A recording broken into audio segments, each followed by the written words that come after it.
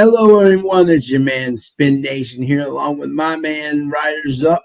Tim, how are you, buddy?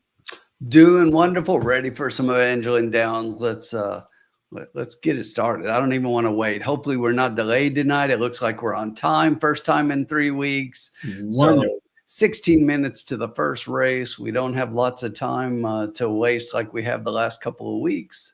Love it. Ready to go. Love it, buddy. And look at that. Yep. What's up, gentlemen? Look at that. Look at this live from vacation land. Look at this. This is vacation for me. Join in. Yeah, I love Join in the lounge, baby. Yes. Love it. If I'd have known, I would have got to taken the time to get together a drop of Holiday Road. You got the formula, got to experience firsthand the humidity of Providence, Rhode Island yesterday.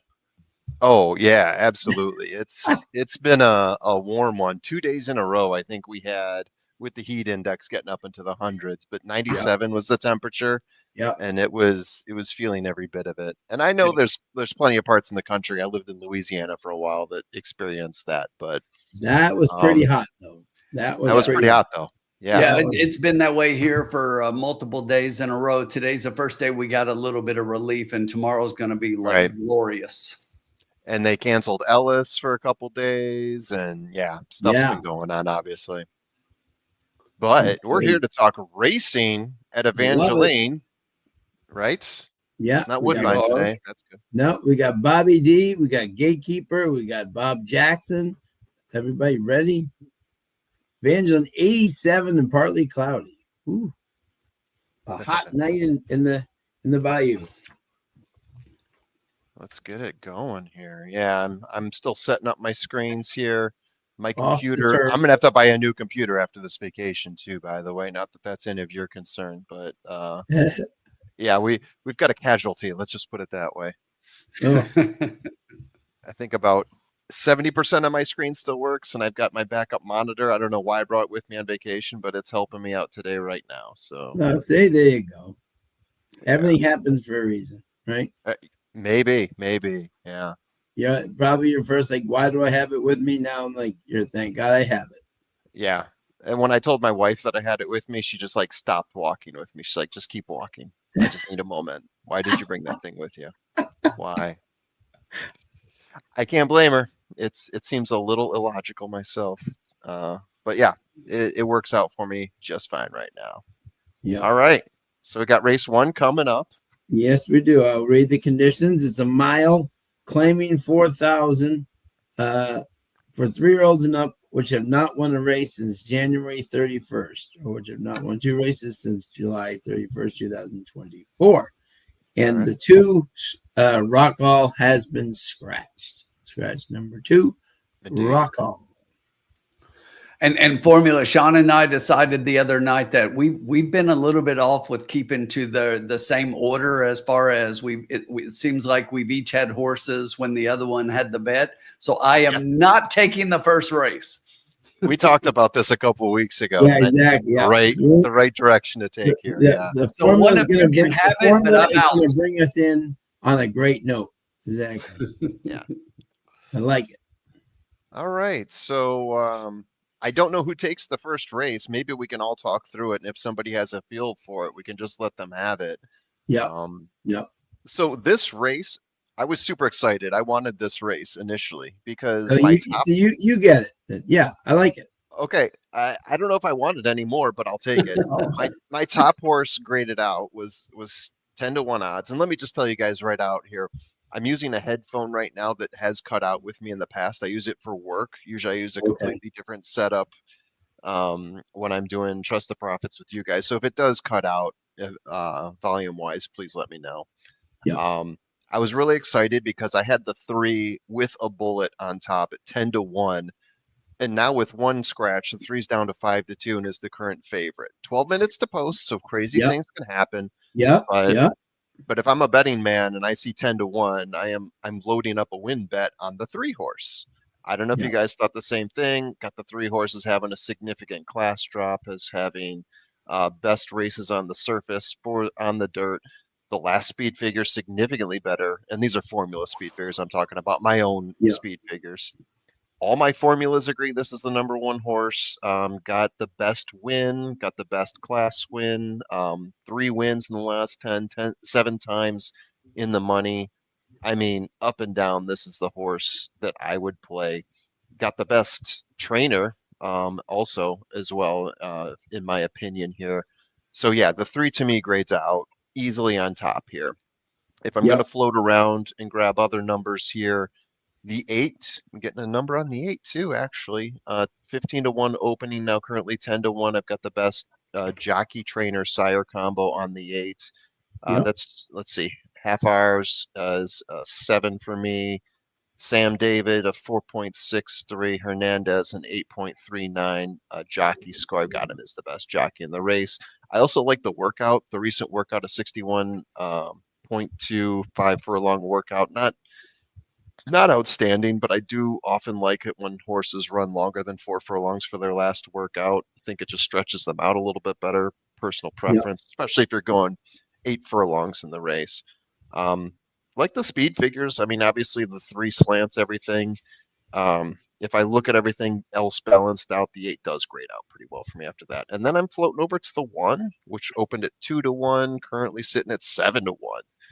That one floated up. A horse that, in my mind, getting closer to the pace here. Most of my formulas have this as a second or third horse. 1 win in 10 races, 5 times in the money. Like where the horse sits on the pace. Got a little bit of a close, which you might see in a 8 furlong race here.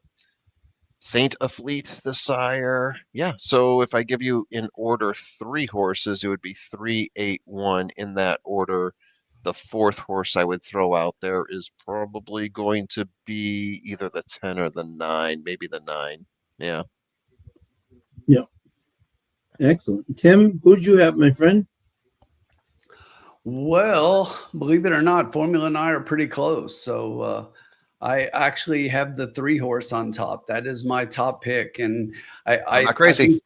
I think this one moves forward off the claim, going to the Cano barn, and I like that. I like Dominguez getting up, even though, you know, I mean, Timmy Thornton's been on this and he's the leading rider, and he ends up on the 1 horse here. But that's just a result of the claim and the train and the barn change, right?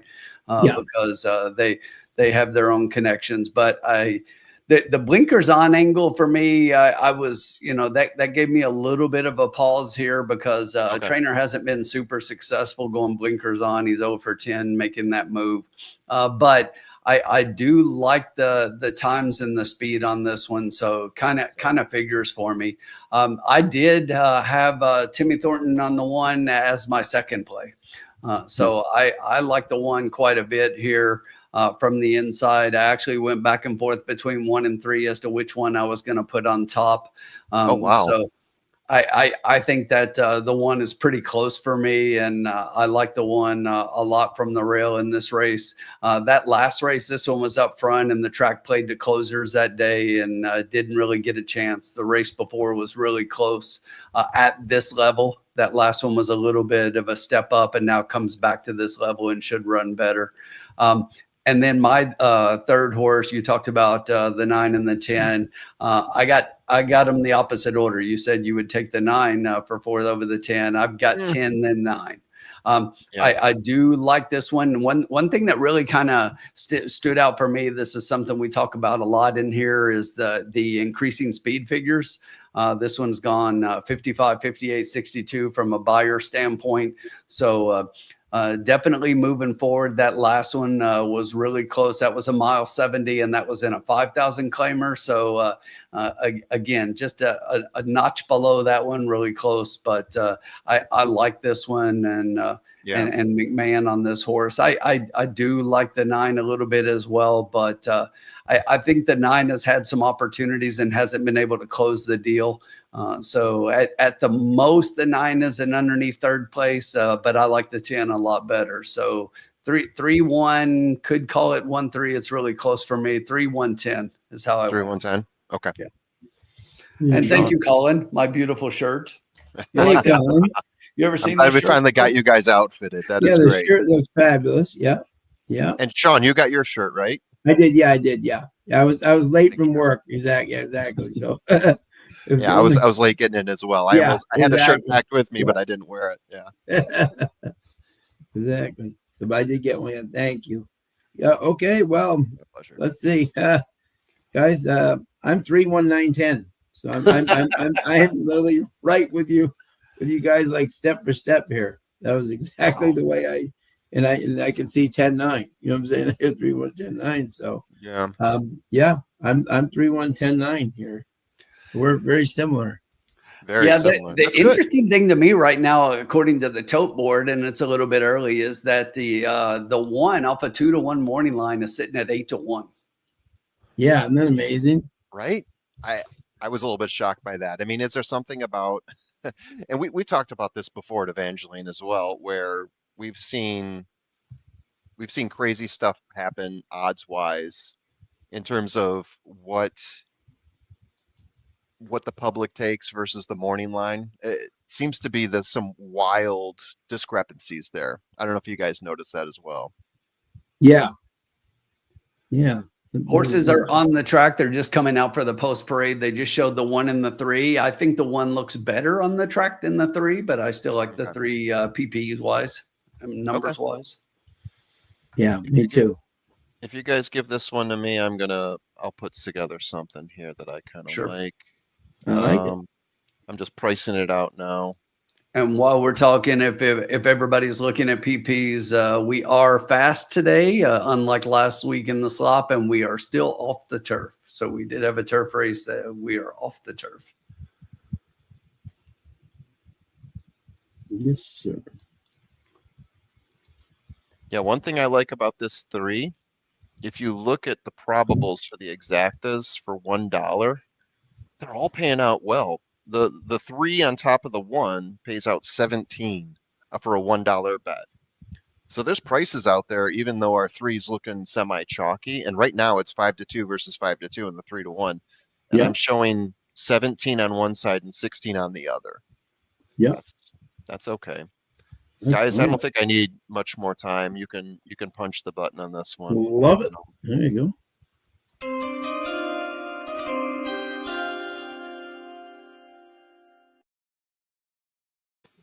Right. I just yeah, there we go. I'm gonna do an exacta key box.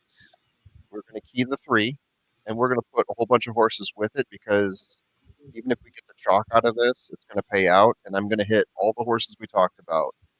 So it's gonna be the 3 with 1, 8, 9, 10. I was the one who talked about the 8. You guys will like the 1, the 9, and the 10, leaving none of them out. So the 3 has to factor in either first or second. This is going Okay. to be for $1, and the total cost is going to be 8. Let me double check my math on that. Just priced it out here. Yeah, it'll be $8. It feels like we're grabbing a lot of horses here, but like I said, at $8, if this wins, even if it's chalk, we still double our money on it. And I do feel like there's some potential for a couple longs here, so I'm punching it in that way. Yeah, and the board is starting to come around as well. The 1 has now come down to 3-to-1, so is now the favorite. The 10 is the third favorite. So pretty much exactly how we were talking about 3-1-10 right now on the board. Interesting though that the 3 is the favorite on the board, and in the exact is the 3-1 for 2 pays 35, and the 1-3 only pays 30. I'm looking at the daily double pools here. I'm just curious. It looks like the 1 pays a little bit better than the 3 in most of the daily double pools. If I just scan across, not in all of them, but in, let's see, yeah. Yes, looks So like it looks like the 1 should end up being the post time favorite if we believe the daily double pools is a predictor. Even though they're trending now in a, it's going back to the 3. Yep. Anyway, there you have it. All right, let's talk through some bets that people have out there. Uncle Sully, Yeah. good to see you. Let's see here. Okay, so we got Bob's top picks are 179. All right. Curtis Siddon's got a tri key 3 with the 15710, so he's very similar to us. Yeah. Which is great. What else we got here? Bob Jackson, we know that what do we call him? Early bet Bob? No, it wasn't that, Yeah, was it? first bet Bob. First bet Bob. Thank you. First bet Yeah. Bobby. 10-1-7 with the 3-9. Good luck, buddy. Are we overlooking the 7? I've seen a couple people talk about that 7. So I'm curious to see now. I'm going to pull up my data and see what it says on the 7. Yeah, I mean, the thing to me was when I looked at this one's definitely taken a little bit of a drop coming out of a turf race from Louisiana Downs. Yeah. If you look up, the numbers look a little better, but to me, they're a little bit slanted. And by better, I mean they look a little bit better than I think they are because of the races and like the race in the slop getting, you know, the highest speed figure. That's kind of normal. We see that a lot to where speed figures in the slop come up a little bit. So I just thought I couldn't get there. And then, Yeah. you know, the horse hasn't run at Evangeline. So I definitely want to see one here on the track. Yeah. I would say that there is resume here for it if the horse takes to the track, but I want to see one across the surface. Yeah, if I look over my data, I do like the horse at the distance. My speed figures rated as the second horse at the distance. There's other things that rated it down a little bit more, which is why I guess I didn't have it so high. Also have the horse as being the most obvious closer in the race, but flipping that coin around, sometimes if you've got the best closer, if it's, you know, passing a lot of horses, it's also sitting the furthest back easily of all the horses. Maybe the 10 is close, but this is the one that sits the furthest back. This one is going to be way back there, in my opinion. I'm not seeing a whole lot of pace in this race. If I look over at the 6 often push the pace. There's a whole bunch of horses that look going to be close to the pace, but not a whole lot that I see as being the obvious pace setters. Maybe a little bit of 5 and the 6 for me. 5, yeah, 5, 6, maybe the 2. None of them look like, you know, the rabbits that are jumping out there and trying to steal the show. And at 8 furlongs, I'm not jumping on either of those. And based on where a Yeah. lot of other horses sit, I don't think it opens up the door enough for the 7 to sneak in. You can prove me Yeah. wrong. That's the way I see it. Yeah, to me, when I was looking at numbers, as you mentioned, I think the 7 will be further back, and he doesn't close better than those that are ahead of him. Yeah. Yeah.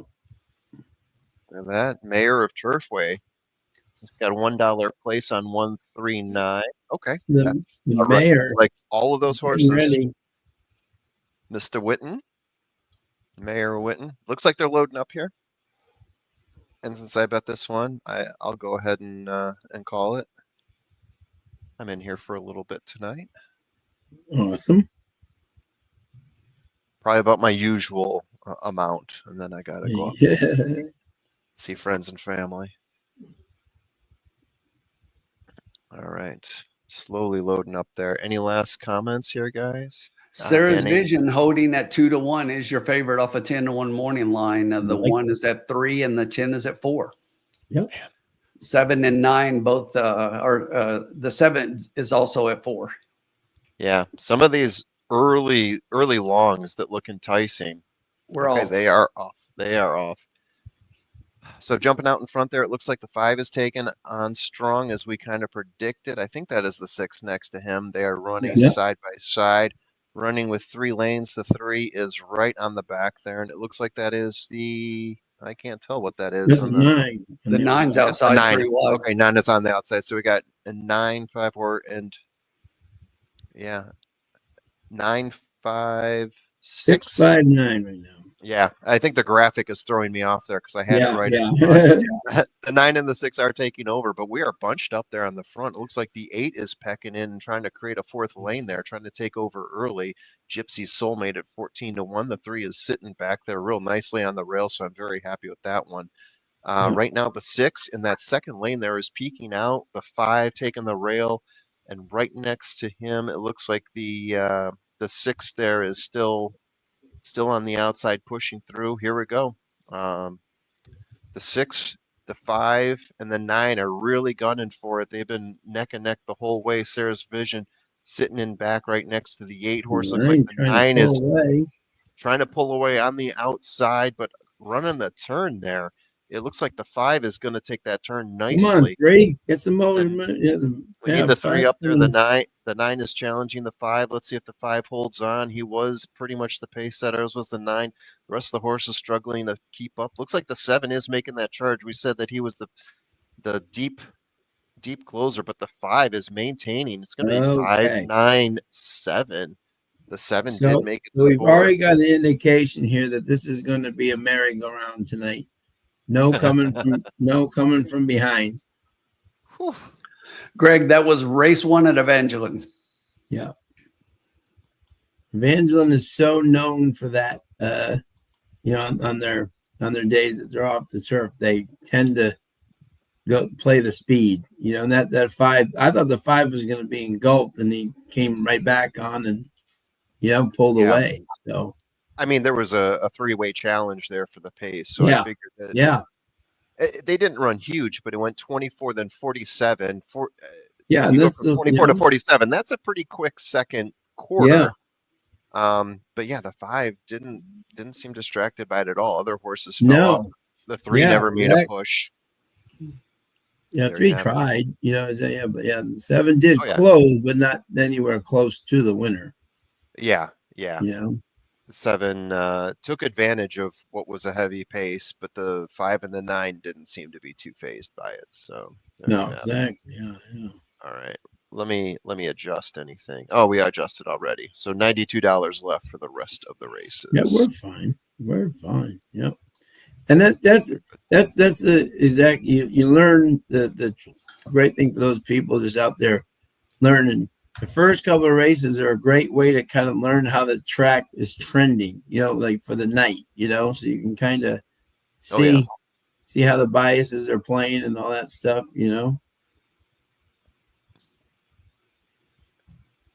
Seahawks.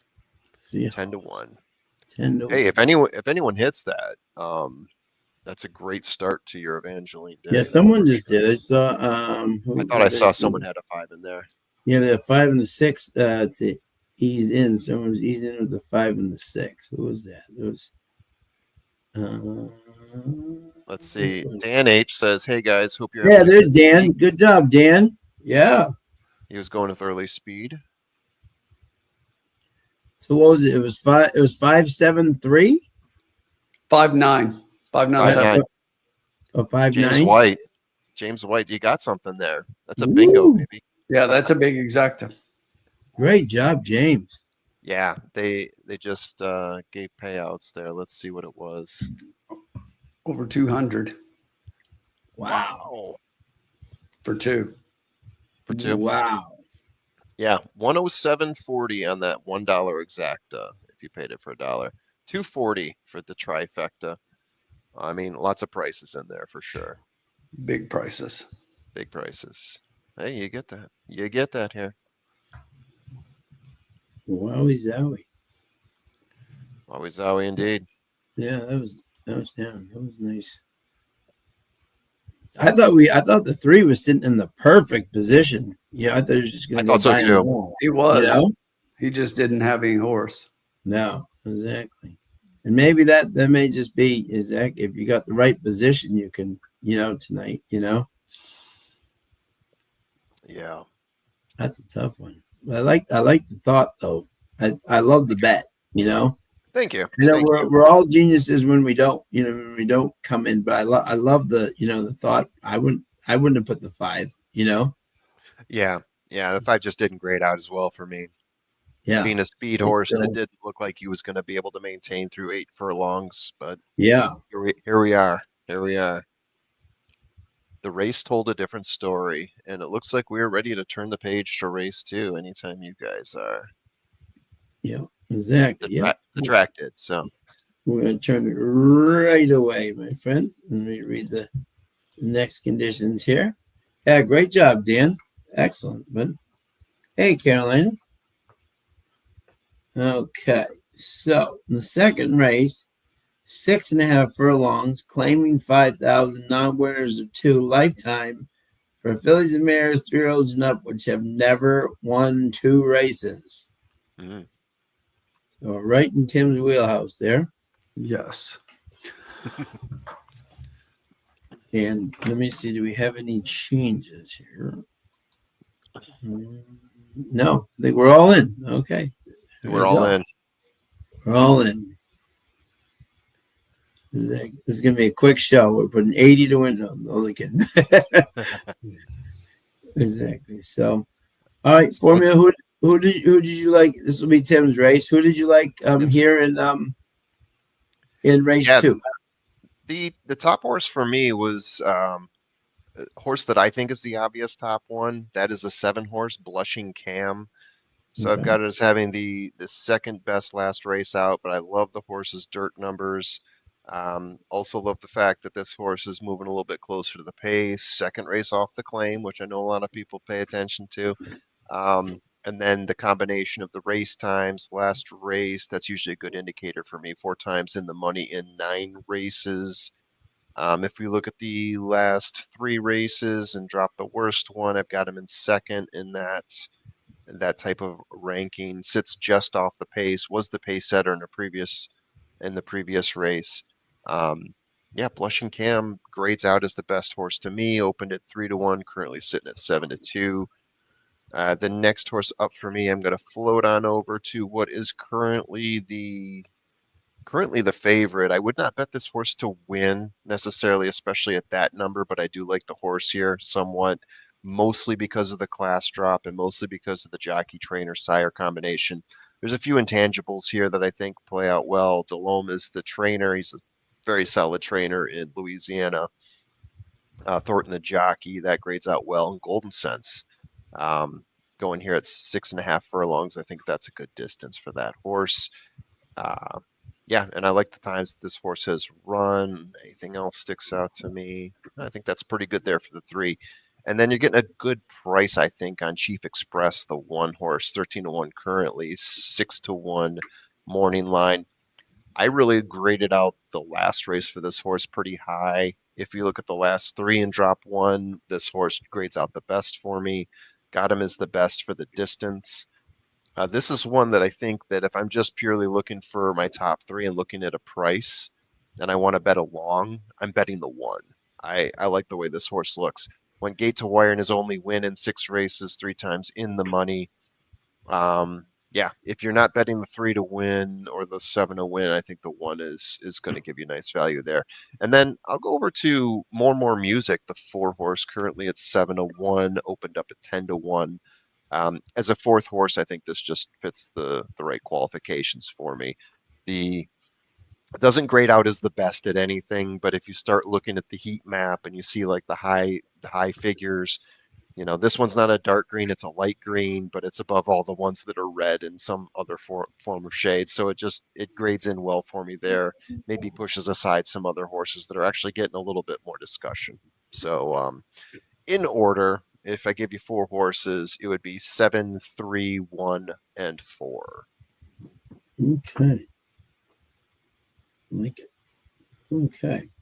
All right. Yeah, I'm again very similar to you, Formula here. Yeah, my pick was the 7 Blushing Cam, the top pick. Juan La Rosa, 14%. Has C. Perez on interest in the bug. The bug is riding this horse and did win last time, but interesting in 19 mounts, he's only won 5% of the mounts together. So not that they haven't been the best, but he did win wire to wire, and this track kind of seems to be playing that type of way tonight. Obviously, it may be different in the starts. The upstart babies are just running very well lately, and I think this horse has definitely got a major chance. 3 for 3 in the money at Evangeline, which I think is so key. Even in fast, the maiden 20 came in second only by 3 lengths as the favorite. So clearly, this horse has got some talent. Second, I went to Gold Zone, Jeff Delhomme. Love the drop. Horse is over 2 at Evangeline, but against much tougher. So Yeah. I don't.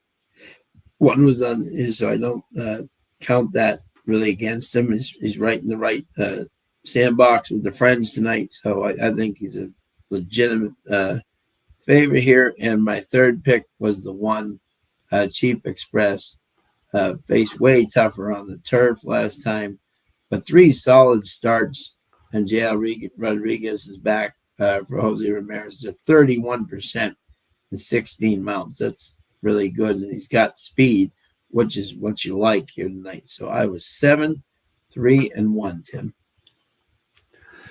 Well, we differ a little bit in this one, gentlemen. The 7 grades out. Listen to this. 5th for me. 5th. Oh, Okay. Wow. I do not like the 7. You know, it took this horse 9 races to break a maiden, which she just did in the last one. She had to do it in the slop. I mean, the other races, the speed figures aren't that great. You look at the rest of the competition in this race, and these horses broke their maiden, you know, for the most part, other than the one who broke it two ago. Most of these have been racing against winners for a while. The 3 grades out the absolute best for me. I mean, this horse on the drop. And here's the other thing about the 3. If you're just looking straight at the PPs, it can fool you. But here's what I do. We're going 6.5 on the dirt, right? Right. Yeah. On a fast. So let's look at the 3. The top line, turf race, line it out. The next one, they were off the turf, slop, line it out. The one before that, off the turf, slop at a mile, line it out. The previous one, a mile on the turf, line it out. And then they went 1.70 on a fast track. And this horse was first for the first half of the race, but faded late. And then the only time this horse has sprinted this distance, when? In a maiden special weight. Yeah. Okay. On a wet fast track. This horse on a fast track, you know, at the distance, I think this horse is much the best. And you know, class wise and everything, the PPs don't show it, but I just think that this horse is a little bit better than everybody else in the field. My second pick in here is another one I don't think you guys talked about, and that's the 5, Too Much Guitar. Too much guitar. Not enough cowbell. Not enough. No, sorry. So another one who kind of, you know, on these non-winners of 2, when you look at the win, I mean, this horse broke the maiden similar distance at you know, Sam Houston in a maiden 30, and then, you know, kind of has stayed around this distance, but has been at other tracks and really, you know, one race at Evangeline back in April. And that was not a great race, but this horse is improving. And when you look at the last couple of races, I just think that this horse is moving forward. And the speed figures, it looks like the horse is finally figuring it out and getting better. So that's my price play underneath. But my third horse that I really like, and it's probably second best to me, but I was trying to get a price on the 5 is the 8 horse, which another one you guys did not mention at all. Yeah. But this horse been off since January. All right. On a dirt fast track, this horse is 3 for 5 in the money. Okay. You look at the 21 July work, a really nice 49-2, second best at 12 for the day. I think the numbers match up when you look at the maiden win for this one. One first time asking at 5.5 sprinting. And this one definitely is going to have to respond off the layoff, but that work tells me that this one could do that. So again, a little bit of a price play, getting more to horses that are going to show some early speed and could be there based on what we saw in the first race. The 4th for me is the 1 Chief Express. So this is one that I think is going to show early speed for sure. You can see it there that this horse has done well. The interesting thing about this is this horse was improving. 7 furlongs, 6.5, and 7 furlongs was getting better and got a win. And then they go to turf. Yeah. And then you can just line that out. Yeah. You can just line that out and say that this horse is coming right back. But who did this horse in that maiden race? Who did the horse just beat? Oh, that would be Blushing Cam. Yeah. Okay. So I just think that there's a lot here in here, but we're quite a bit different in here, so we're gonna have to figure it out. So Well, Okay. if it's your race, then yeah, feel free to take control. We'll know? take a look and figure out they're still in the paddock. And I was just looking here, and Tool Time, his selections are 317. Just like me and Sean. Yep. But I thought you liked the 7 on top. Oh, I like the 7 on top, but I mean the same 3. Yeah, Same he's 3 got horses. the It's a 7 different order. Yeah. Yep. No Okay, doubt. fair enough. I definitely think that the 3 for me definitely has the best win, and the drop in class. And when you eliminate all those races that don't look like this race, this horse fits really well. Yeah. Definitely has the best class win, that's for Yeah. sure. And which is why she's 6-5. Yeah. Yeah. Exactly. I do think that the 7 has dropped down from the 20 to the 5 they've run much better. You know, they definitely found the right level for this horse. Yeah, 7's interesting because as much as we like him, and we've been talking about it, Sean and I both have him on top. Opened at 3-1. Yeah. Currently at 7-2, and hasn't really like improved at all on that number. Like the public's not jumping all over him. Obviously, they're going to the 3. Maybe part of that is trainer, class, everything that we've talked about. And I know Gene is in here. And you can talk to this because he's your number 1 horse, Tim, but obviously saying hasn't done anything the last 3 races. You talked a little bit already. I explained all of that. I think so. Every one of those races, is different than this race. Turf, off dirt, off turf in the slop, off turf in the slop, a mile on the turf, a mile 70 off turf, which showed really good speed. The one race that looks like this one, this horse won gate to wire going away. Right. In a maiden special weight, the only horse in here who won, who broke a maiden in a maiden special weight. Yeah. And the 7 to me, look, it's just a thing for me and sure. I can be wrong. I mean, it's a pari-mutuel game, right? But for me, I don't like playing a horse just off a bottom end maiden win against horses that have been running against winners. Yeah. Yeah. Okay. All right, Tim, you've got the honors of being the one who's the dissenter in the room and also having the bets. It's going to be fun to watch this. It really is. I think it's interesting, and maybe you see an angle we don't, and maybe you can profit off of it. Whereas maybe Sean and I might not if we're falling in line with something that isn't the correct answer here. Look, so we'll see. Like I say, I'm just stating my opinion. I could be way wrong. Absolutely. No. That's great. No, exactly. That's why it's your race is awesome. You know. Yeah. Carolina win on the 1. Good luck, Carolina. What I hate is the price on the 3, because I don't think the 3 is that much better than everybody. That's definitely an underlay. Yeah. Yeah. That's what I was saying earlier too. Like I like the 3 as my second horse. If I'm betting him to win, I don't like that number that they are putting out there. Yeah.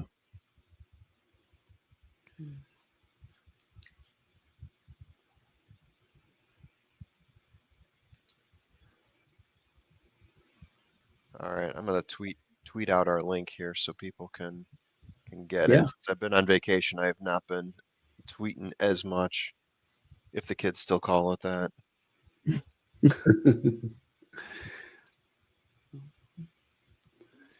I don't think you can say I'm Xing it out. Yeah.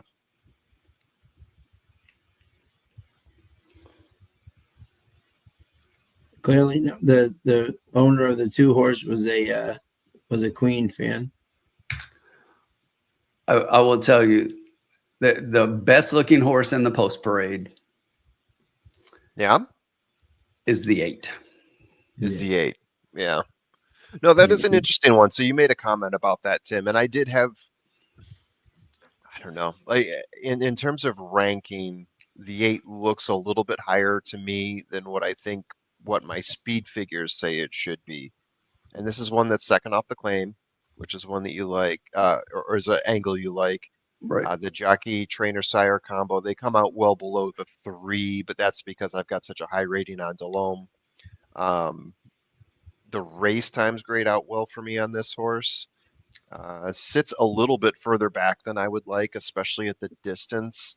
Some of these horses that sit just off the pace I'm favoring here. This is a horse that sits maybe 2 or 3 tiers back, which, early pace wise probably equates to like 4 to 6 lengths back on the pace.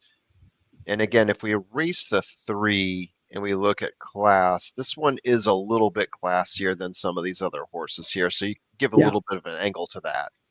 So the 8 is a little bit sneaky here for me. Opened at 8-1, currently at 9-1. I'd like other horses better, but I kind of get the angle on the 8 here as well, if you're finding something for value. Yeah. No, yeah.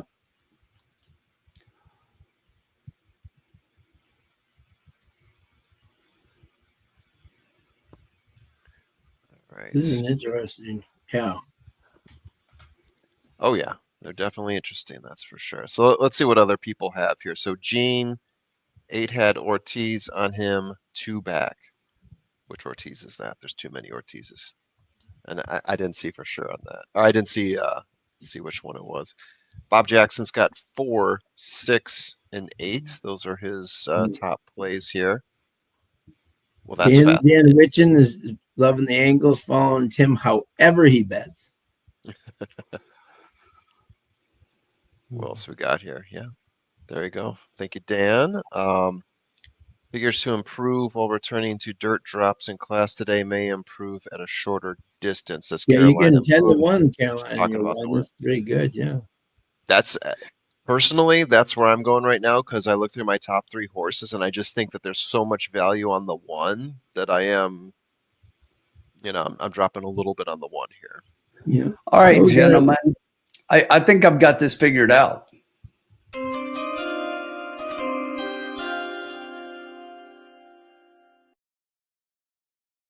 And when I say I've got it figured out, not the race, but I know how I'm betting it.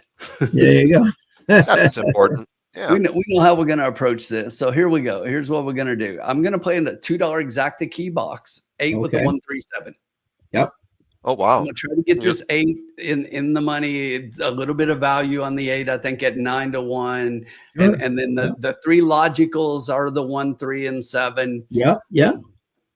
And the one I'm kind of leaving out here was my 5 horse as a little bit of a pick. But looking at all of the horses, I wanted to key the 8. Looking at the 1, 3, 5, and 7, the 5 looked lowest to me. So yeah, there we go.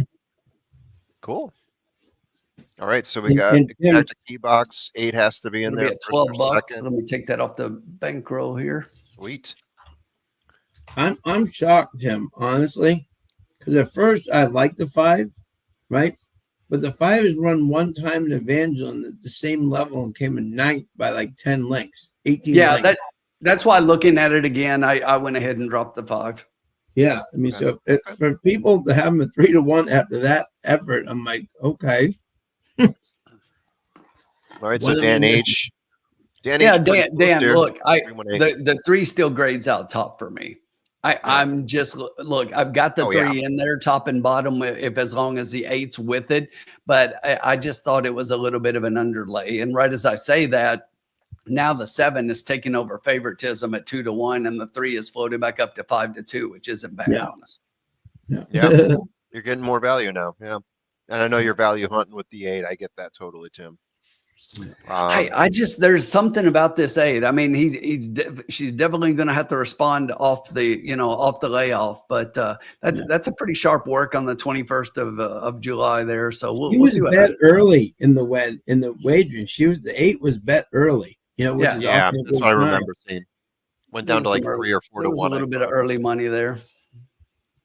One of the connections got excited. Yeah, so somebody liked her early, So these smaller tracks, that can be a real key, So before we get, I think they're loading up, but not about, just to answer your question, if you're talking about looking at other tracks that we do for the cocktail lounge, we definitely like to zero in season to season, depending on which track seems to be the hottest. And right now, and based on time, right? So once we get off work, we can do like a full slate of races. So right now we're on Evangeline, but we'll go through Woodbine, Turfway, Churchill Downs sometimes when they're running Yep. more evenings. Yep. So we like to jump around a little bit, definitely not zeroed in on one track, but once we do hit like a season, we'll see that track for a while. And we, of course, do Assiniboia on Tuesdays as well. Right. Just not Chuck.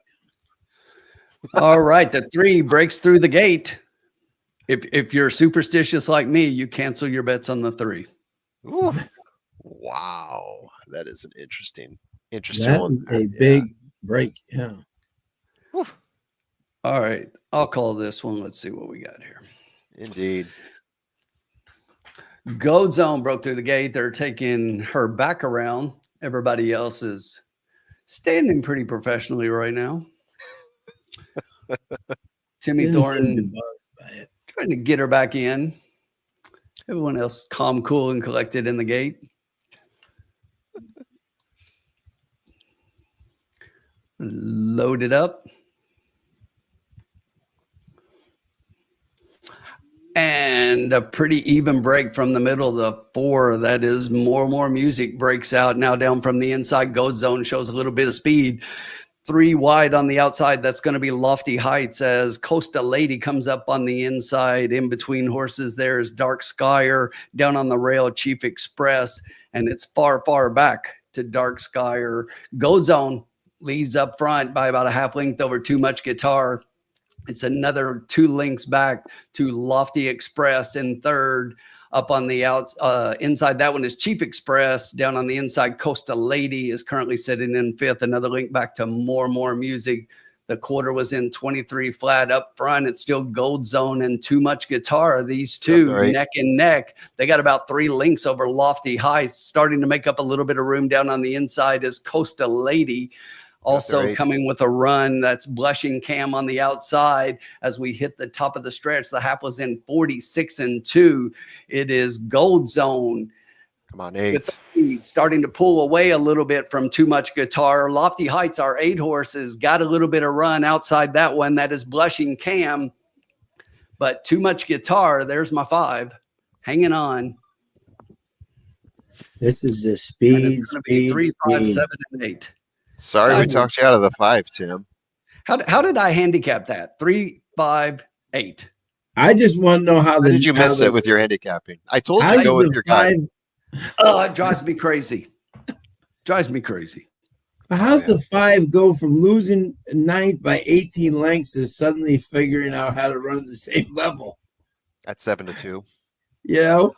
What am I missing? You know what it is, Sean? I'm going to tell you, and you're going to think I'm crazy, but what do I say about these races? What kind of race was this? Yeah. The numbers of 1, 2. Yeah. This one, I told you, this one had the second best win to me. Yeah. Okay. Yeah. But I'm just saying it was 9th by 18. I get exactly what you're saying, but how many times does that angle work out, in these races? No, yeah.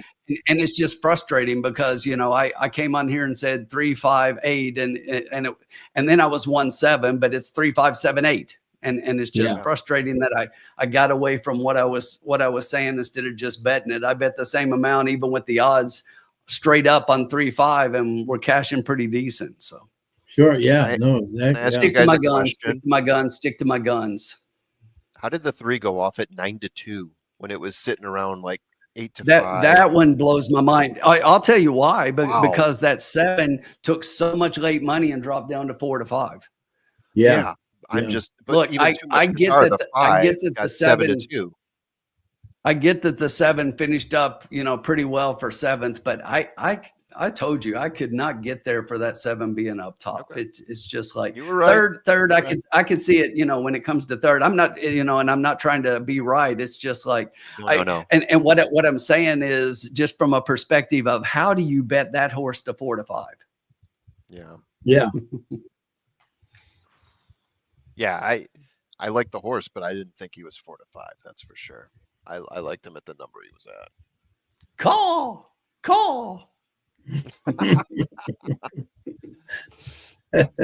Time to bet Delmar, right?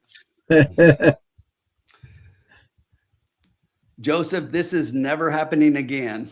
A Mountaineer. I think we used to do Yeah, we Chucktown. haven't. I think we've done Mountaineer once or twice, but it's just Yeah, like no, Yeah, no we used to do Mountaineer. Mountaineer way more back in the day, or Charlestown, one or Yeah, the yeah, other, and yeah. then No. got away from that. guys, that 3.5 exacta for $2 pays $46. Wow. What? Oh, I was not expecting that. I was expecting like 25 or something like that. wow. I guess It it makes shows sense how if much. you're 9 to It shows 2. how much money the 7 took. Yeah, that's true. So In- the in result multiple was pools. 357. The trifecta was 357. Superfecta was 3578. 3578. Wow. All right, gentlemen, I need something a little stronger after that one, just because I'm a stupid man. So I'll be right back. All right, by all means. Love it. Love it. Yeah, that was a definite. But we're learning right now. It's speed right now. If you're looking at closers, Yeah, it seems like at least early results are saying that, right? look at Closers are Bobby. definitely not faring well. Bobby hit it. Bobby Good job, D. Bobby. Bobby D. Love it, Bobby. Nice work. Nice work. Very good. Deserving is that? Let me see here, man. Look at that. Beauty in its finest. Look at that. Very nice. Yeah, very nice. Very nice indeed. Good job. What was the results there? What was the results? It was I Come on. dropped the last results in there. Yeah. Yeah. 3, 5, 7, 8. The last results. Yep. Curtis had 3 with a 5-7. Good job, Curtis. Yeah, we should get some winners there. I bet there's a few winners out there. Nothing with the last 5 races, but this race, 3 races. Yeah, for sure. For sure. It's not what you've done is what you do today. Uh-oh. Uh-oh. Glad I played a little bit on the 3 because like Tim, I Yeah. did have the 5 factoring. Yeah. Yeah. Well, you got a little bit on the 3, so that's Yeah. solid. There you go. That's great. The third race coming up here is a Yeah. mile. Mhm. It's this Louisiana Breds claiming 5,000 non-winners of 2 lifetime for accredited fillies and mares which have never won 2 races. And I'm gonna give you guys my quick thoughts and then I'll drop off. Yeah, go ahead, my friend. Gotta get back to the people. Yeah, no problem. Yeah. We're supposed to be cooler tomorrow, so you'll be Today was good. We walked around a lot today. So Oh, good. There you go. I was happy about that. I like my walks. Yeah. If I'm not putting more than 10,000 steps on my smartwatch, then I'm Yeah. disappointed in my vacation. I am not like a beach person. And while you're putting your things together, I just want to say, yeah. So we found out today, unfortunately, that my good buddy preservationist passed away in Korea. We just found out it was from colic, unfortunately. Yeah. Another good animal from colic, but he was a great horse and will be missed, but we just found out it was from colic.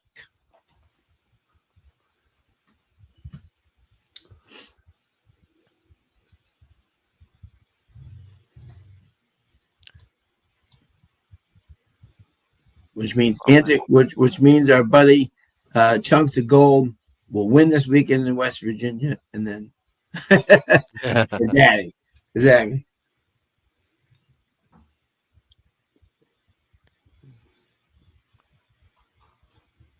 All right, looks like Tim's back. So real quickly, I'm going to give you my thoughts on the next race, Yeah, and I'm going to have to drop off. Yeah. Let me flip back over here. So it looks like we got 1 horse scratching out. That's the 4. We were at 7 horses. Now we're down to 6. If I give you my top 3, the one that grades out the best for me is Fret No More, the 3 horse. And I think that horse last I checked at least, was currently the favorite, even though he opened up at 4-1. I got this one as having a pace advantage. I think this is going to be a horse that sits up front, and based on the rest of the pack here, probably isn't going to get challenged a whole lot based on what we're seeing. Seems like a pretty clear path for this horse. Finishing in the money should be no problem for him. I got the last 3 races as being the best of the group here, and I've got him as being the best at the distance too. For a horse that I think is going to set the pace, I think that says volumes. Yeah, so I'm going to give you that horse number 1. I'm going to float on over to the number 2, who opened up at 15-1, but I know his number came down significantly from that. Got him as having a somewhere around the second best races at the distance. Last race I have him as being pretty darn good as well. Yeah, race time's pretty solid. Also, wins, earnings at the distance, I have him grading out significantly better than the rest of the pack here. So around $8,000 winning at the distance versus the next highest one, which is like 1,000 or so. And then just overall general winnings per race, 3,900. The next highest up is the next horse I'm going to give you, which is a 7. She's a Bandit.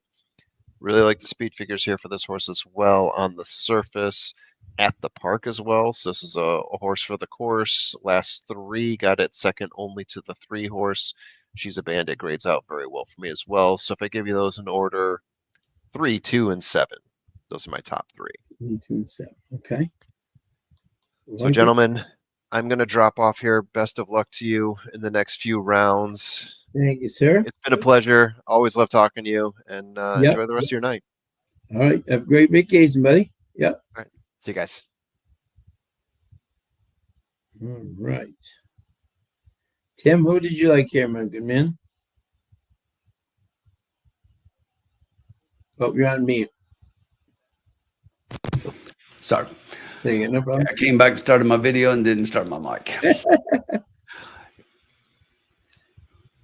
So interesting to me that right now this 5, my idea of an 8-1 morning line is your 9-5 favorite.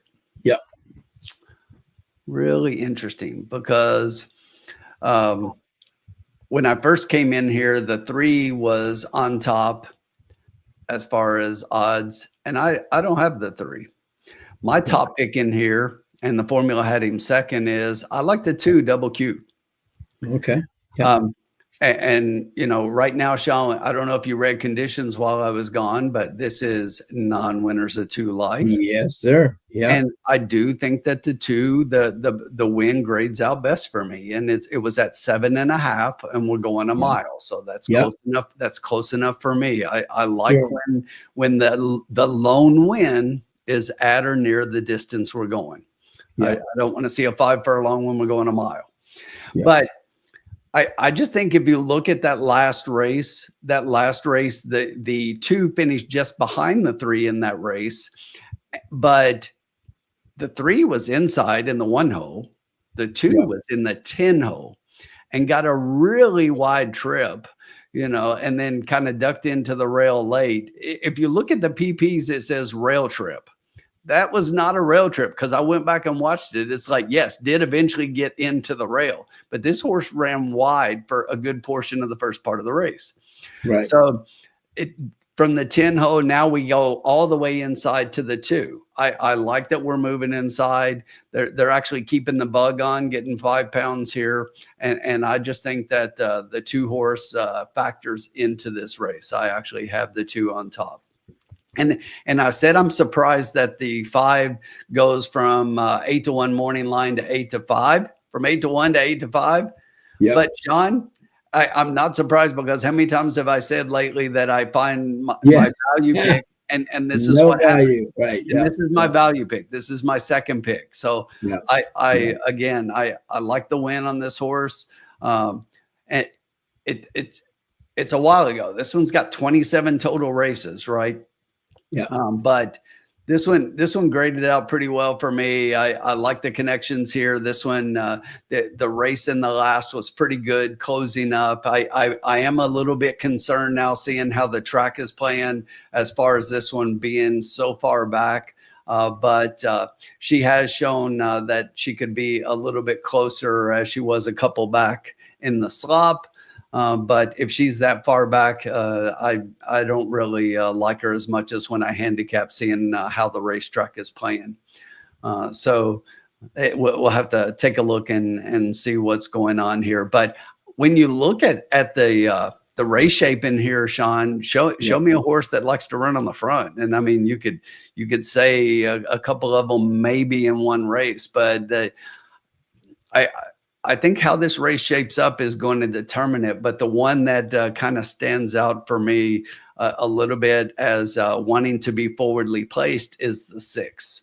Yeah. Okay. I had the 6 third, but I might swap the 5 and the 6 for me based on race shape and how they're going to be early on in the race, because the track is definitely favoring speed. You know, that no 3 and 5 got out last race and nobody could get close to them.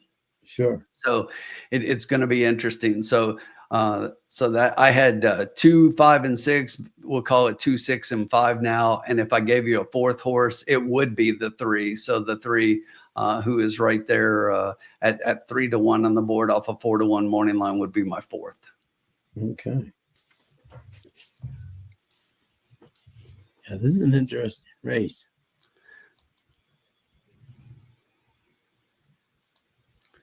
And Curtis has got a tri-key 7 with the 1, 3, 5, 6. Good luck here, Curtis. Tool time selections up on the screen. 7 with the 5, 6. I didn't even talk about the 7. 7 with the 5, 6. Curtis likes him too. She's a bandit. You know, the thing about She's a Bandit to me is that this is one that I don't think there's a doubt that this horse is going to be further back. So I don't think she can finish better than 3rd. Yeah, she had a real troubled trip the last couple of times, but you don't like, these are the things I don't like about horses like this. Troubled trip, rally, shut off, they find trouble. Horses that find trouble, I generally don't like to bet because you know what I'm saying. They just find, especially from the outside, because she's got a better chance of finding trouble from out there. Yeah, exactly. So that was definitely one I was looking at in terms of, and I had marked down and said trouble. It keeps finding trouble. Rick Johnson's got 6, 7 with 2, 5, 6, 7 all with 2, 5. Good luck, Rick. And this is interesting race here.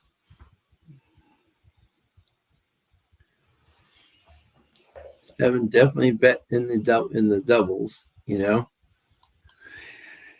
and another thing about the trainer to me, Sean, is that Edith Mojica has about an 11% win rate, but going from sprint to route, she does a little better on the sprints. Going from sprint to route is only 7%, so quite a bit lower.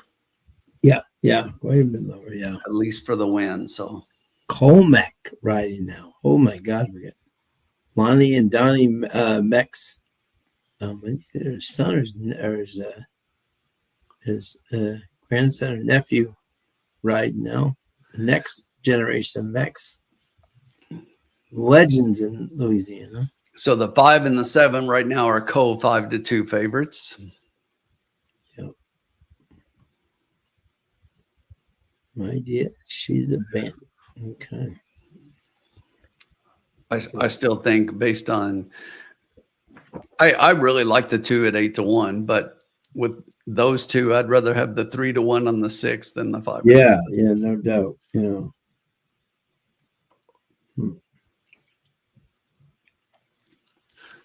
All right. And Sean, you know what time it is? Yep. Riders up!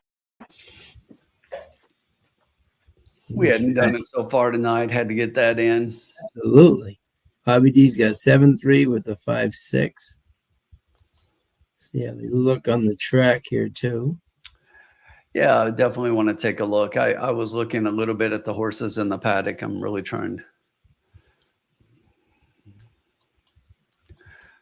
to find an angle here, Sean. This track, that is a tough challenge. I'm still frustrated from the last one I had. Yeah. Had the exact ice code and didn't bet it. I know. I got to stop listening to you guys.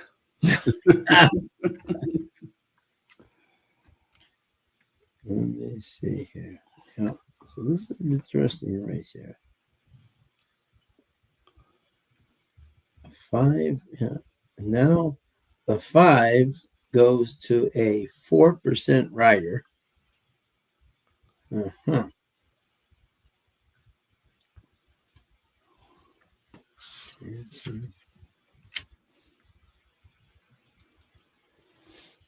Take like 3. Sean, just to give you a little bit of perspective now with the 5 and the 7 both being pretty close in odds, listen to this. The double to the 7 is 46.20. Yeah. The double to the 5, $150. Yeah. Big difference. So the pick 3 to the 7, 94. The pick 3 to the 5, 170. Wow. Now that is second in the pick 3, but listen to this. In the double, the 5 is last. Wow. In the double, it's 7, 3, 1, 2, 6, 5. Wow. Yeah. That's craziness. That is craziness. Really weird. What's up, Kevin? Give us in the house, Mr. Ploucher. Love seeing him, always. Hope you do well at Woodbine also tonight, Kev. And with the looking at the money in the pools, it's actually got the 5 as a little bit of a favorite over the 7. And just as I say that, it clicks, and the 7 now has a little bit more than the 5. Yeah. But we're talking $70. Not a lot of money in the win pool. So no, exactly. Yeah. Let's see if there's a kind of a hint that we can get here, you know.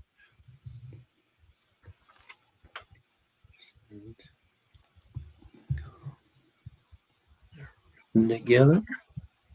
Let's see.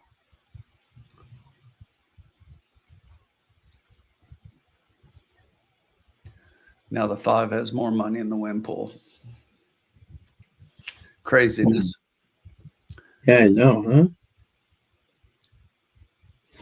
I did have the 5 second, but I just think the 5 wants to come from the clouds, and it makes me wonder. Now, Sean, the first race was at a mile. The second one was a sprint, but the first race they kind of ran around the track that way. So they did, yeah, exactly, yeah. Let's see here. We got 1 minute to post. 1 minute to post. Okay. The angles are just not helping me in this race at all. You know, like the okay. Make a choice here. Okay. All right, Tim, I got my pick.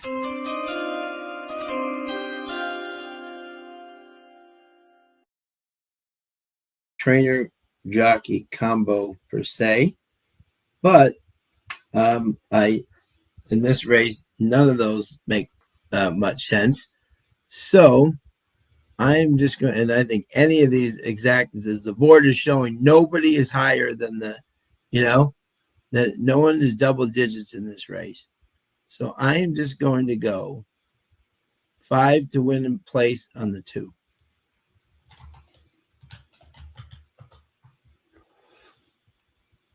I think we got. I think this horse, as you said, I think he's got the best race here of the win of anybody. And also, I like the fact that this is one of those horses I'm hoping is kind of like, okay, I don't like Delta Downs, but since I've come from Delta Downs to Evangeline, I was running A against bettor, and then B, I got the bug boy back and ran evenly, so maybe tonight I can put it all together in a short field of horses that don't really like to go a mile. Yeah. I still like the 2, so we'll see. What's up, Yeah. Ethan? Welcome in. 12-1. I'm just my dad always said, what do you call it? Hey, Ethan. Yeah. Wow, the 2 is the lowest, the highest payout out on the board. Oh, we gotta change the scroll again. Hello, Bobby. We got the directors in the audience here watching this now. I love it. We just do that now to make sure everybody's watching. Yeah, exactly. And this is one of those races too, where like the 5, the 6, the 7 could win, the 3 could win, and someone's gonna be like, see, I told you. I mean, if I was betting this race as like a pick 3 and I was like on my own, I just bet all. I would wheel in this race because I wouldn't like anybody. Like in terms of the 3's the 2-1 favorite, yet he was ridden the last 5 times by Juan Vargas, who chose the 1. So it's crazy to me that the 5 was taking so much money early. Now it's come off of the 5.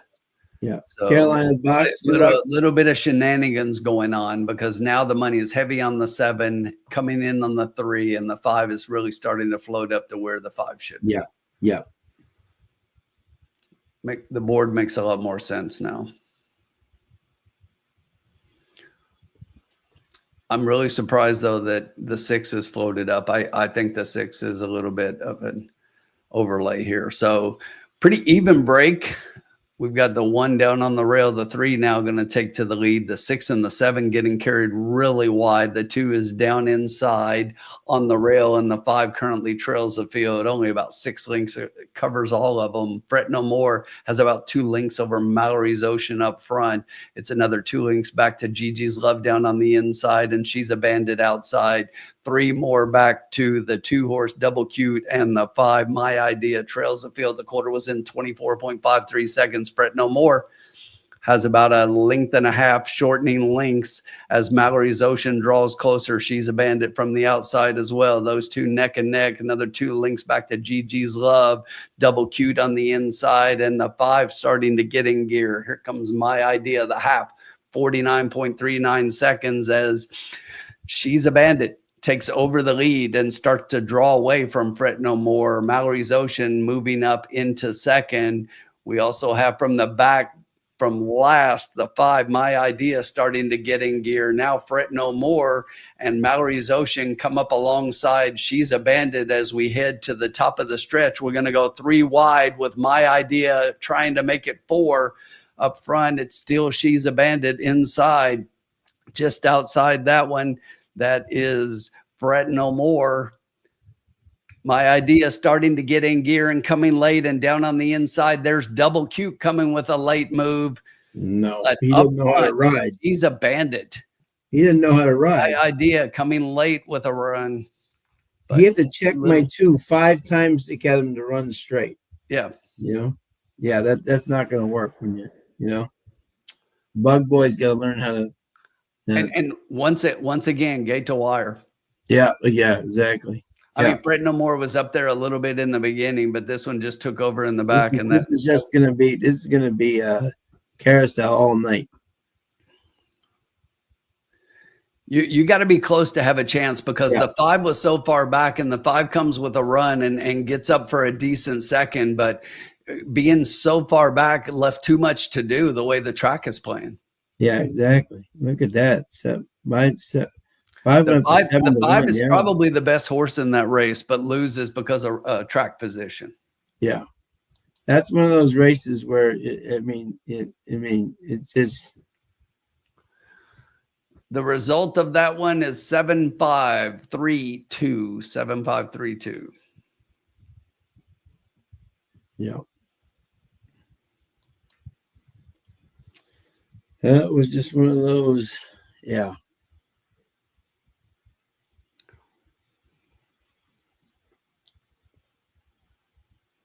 And did you see what my horse went off? What our horse went off at? 3-1. Yeah, took a ton of late money. Yeah, and he checks them 5 times around the track. Yeah, that was a really bad ride. I mean, that right there was the epitome of a bug ride, Sean. Yeah, yeah, oh yeah, absolutely. He'll learn. He'll learn. And I'm not saying anything negative. I'm just saying he doesn't have the experience, and he got a little bit of a lesson there in that. Oh yeah, no, that's what I'm saying. Yep. No, watch about in a year, he'll probably be different. Exactly. But yeah, that's what the bugs have a tough time. Exactly. He had him in perfect position, but twice they had to check him, and then would check them again, and then fell back, and then tried to come back. And he had horse, it was just, yeah. Ethan, hang on. Yeah, we're getting ready to come back. Hang on. Yeah, we're gonna bring it back. Yeah.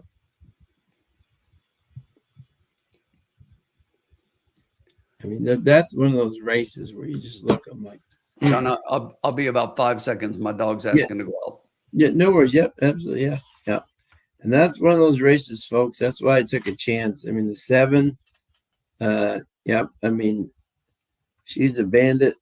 Yeah, and had run well, but and did run at maiden, claiming 5,000 one on the lead. So yeah, exactly. But the jockey combination was 16%. So definitely a solid race. I just didn't like her at the favorite, but hey, if you did, you won. And good for you. She was the favorite, right? Yeah, 3-2. I did not like her 3-2. I'll let them beat me every time at 3-2. But if you had that exacta 7-5, that's 21-20, which is really nice.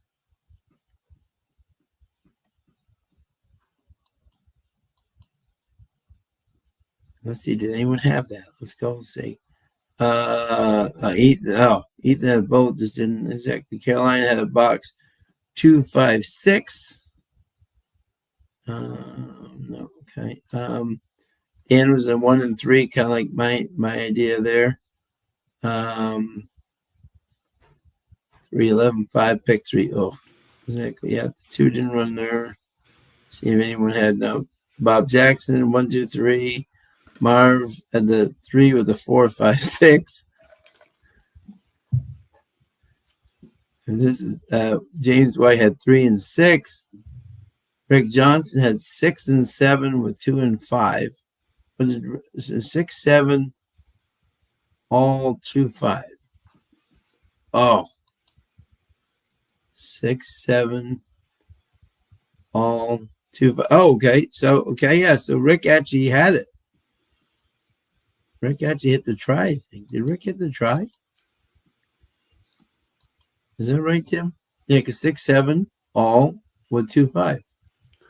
No, the 2 didn't finish third, and the 5 came in fourth. Second. Oh, it came in fourth. Okay, yeah. Okay. What was it? It was 6, 7. Oh, okay. Oh, yeah. No. Oh, right church, wrong pew. Unfortunately. Exactly. You missed it by that much. Oh my God, Bobby hit it. Look at Bobby. Bobby's just quietly just hitting everything tonight. Bobby's gonna move down to Louisiana. Look at this, 7-3 with 5-6, easy game. Bobby's just gonna move down to Louisiana and just become the ultimate Evangeline specialist because he is just hitting everything.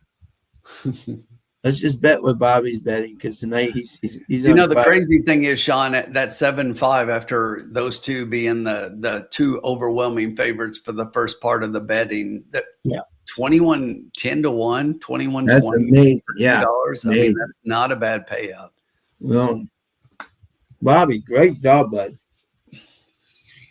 We're coming back now, though, Sean. This race, I think I got this race. Yeah, I've got a vision.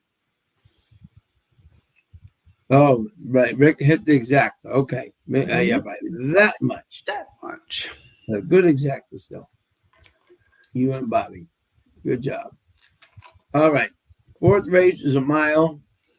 State bred maiden 5,000, purse 12,000 for accredited Louisiana breds, fillies and mares, 3-year-olds and up. There we go. Going a mile again. And we look here at right now, the 1 and the 5 are scratched. And we got an interesting field here.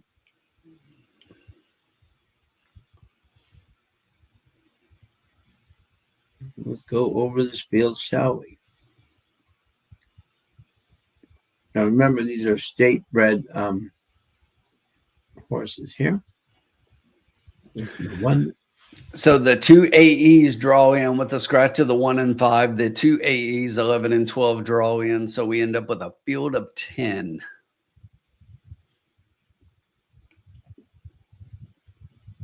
Yeah, this is an interesting race here.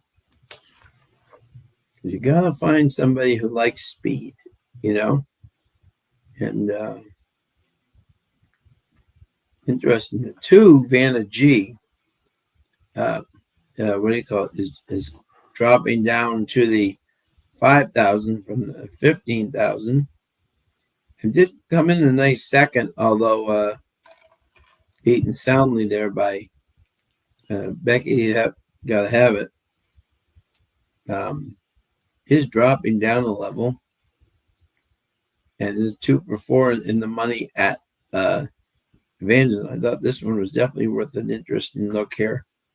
And gets CJ McMahon 24% on the meet. So the 2 was my first pick. I thought is ran a decent race. Often there's a lot of handicappers say that when you come in second to a runaway winner, bet the second horse next time out. They'll usually win because that was just a freak horse that they ran into. Yep. So the 2 was my first pick. The second pick was the 7, Perfect Deal. Like the fact that this horse can come from behind or sit right off it, as it did at a mile at Evangeline. Tried the open company last time and didn't run that bad. Came in 3rd. Still a good finish. So maybe this horse is kind of figuring out the self again there on how to do it. So I figure that this horse will be live. They're 17% together. So obviously a good chance there. And my third pick here went to the outside and take it to the court. I probably would like this horse a little bit better if he had a little bit more speed, per se. This horse definitely comes from the clouds, and the outside's not going to.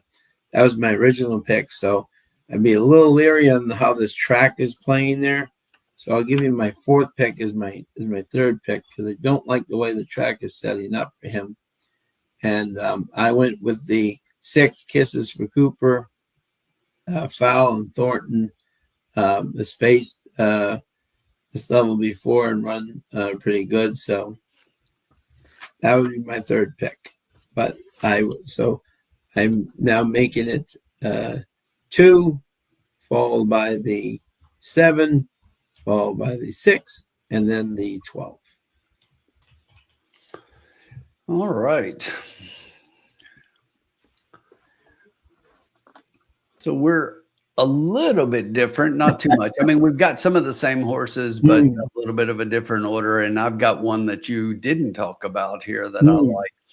My top pick in here is the 7 Perfect Deal. I just think that this horse has been moving forward, and everything points to the fact that, you know, at this level of the 5,000 maiden level, if you look, this horse has 2 seconds in the last 3 seconds in the last 4 races, and one of those was at the 10,000 level, and then dropped down to the 7,500 level and went third. But that was in the slop.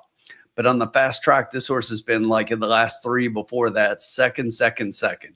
So I just think that it's time for this horse to move forward. I like the 7 quite a bit on top. My second pick here, Sean, was the 11. You know, I always say watch the AEs, you know, watch the also eligibles when they draw in, because, you know, they sit there and wait just to get into the race because they think that, you know, the race conditions fit their horse and that's where they want to be. And when I look at this horse, I see a horse that from the outside is probably going to go to the lead. Okay. This horse is going to want to be forwardly placed. And with the way the track is playing, I just think that you have to include this horse. Just got beat last time out, and that was a mile 70. Now we're going a mile. And I think that this horse should definitely be right there late. So going to the outside with the 11 there. After that one, your 6 was my third pick. Kisses for Cooper, Timmy Thornton getting up. This one is another one who maiden special weight, then dropped down to a state bred 62.50, then went back to a 12.5, but that one was in the slop. But the numbers are a little lower for this one. I like the connections. Some of the numbers match up for me, but the speed figures of the horse just seem to be a little bit lesser. So I think it's more of a deep underneath play in your vertical exotics for me. And then I do like your 2 horse. That would be my 4th pick. Same thing you said. I thought this horse improved a little bit in the last, just got beat by a runaway winner. Should move forward off of that one. And then the 12 all the way to the outside. The thing about the 12 that I don't like is this horse is going to be coming from the clouds. And the way the track is playing and with the outside post, I don't like that at all. Right. But 7, 11, 6, and 2 was how I saw it. Okay.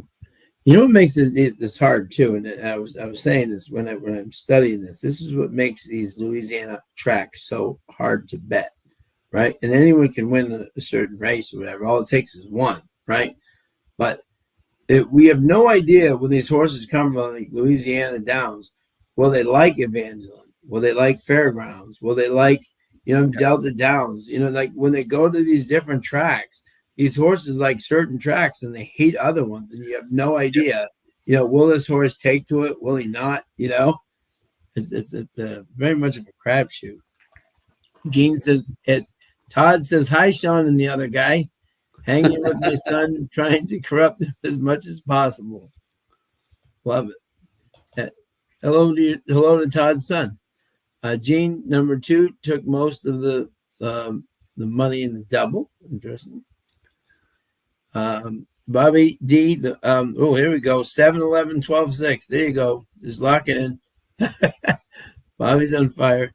And Curtis has got 2 with 6, 7, 11, 12.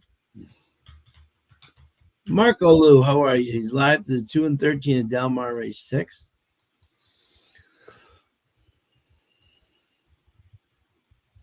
Good luck.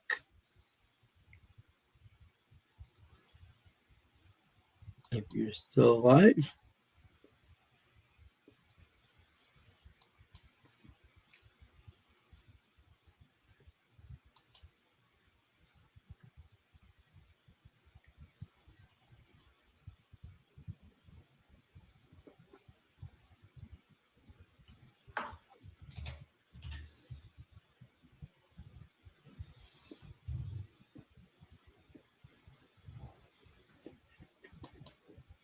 And almost over 100 people tonight. Thank you guys for joining us as always.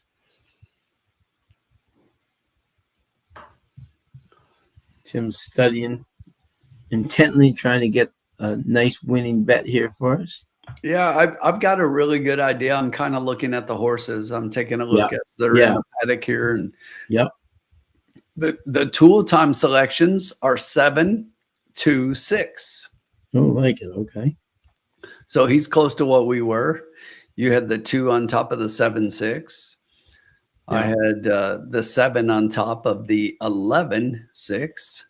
2. Wow. Okay. He does not have the 11 in his picks, but Cool. you know, a lot of time I don't think the track guys include the AEs, and when they draw in, I don't think they change their picks. Yeah.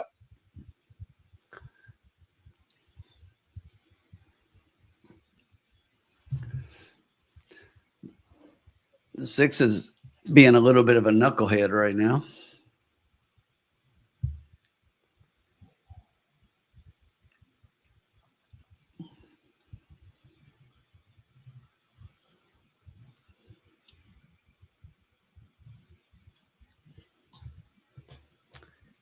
Or as we would say, Sean, he's being precocious. Yes, exactly.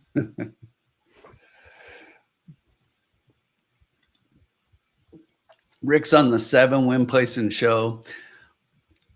Rick, I really think that the 7, if I was playing horizontal wagers, the 7 would be a single for me. Yeah. 4-1. 4-1. Great price, Rick, too. Yeah. You know? I agree.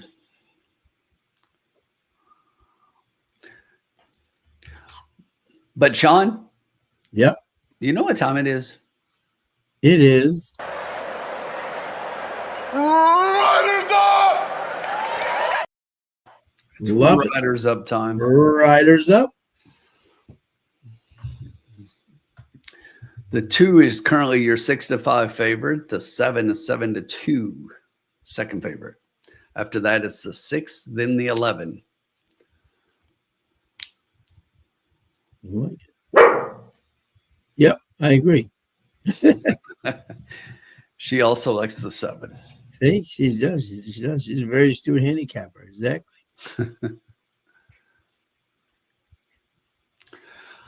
We are on the track for the post parade. Yes. There's your 2, Vanna G. CJ McMahon. The 3 horse, Eve. Theodric Ledet. The 4, Honest Deal. Traylon Albert at 23-1. The 6 comes out on her toes. Timmy Thornton on Kisses for Cooper.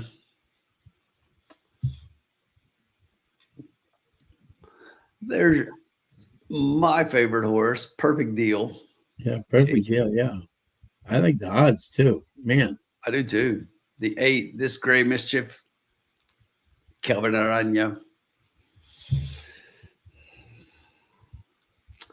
The 9 horses, Koopy Cutie, Juan Vargas, 19-1. The 10 is Acadiana, Jose Florian, 36-1. There's Mo Vista. Sergio Muñez up 8-1. And rounding out the field, Take It to Court, Kobe Hernandez for Luis Garcia, Jose Luis, 9-1. The formula's got 2, 7, 11, 12 as his. What does? The formula's got 2, Okay. 7, 11, 12 is 2, his 7, 11. top 4.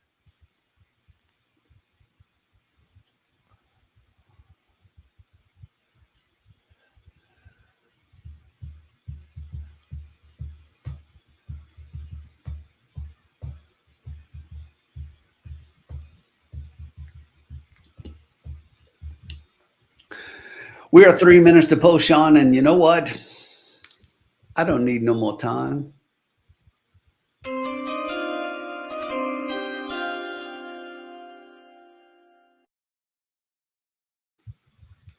Sean, we're just going to play a $2 trifecta key.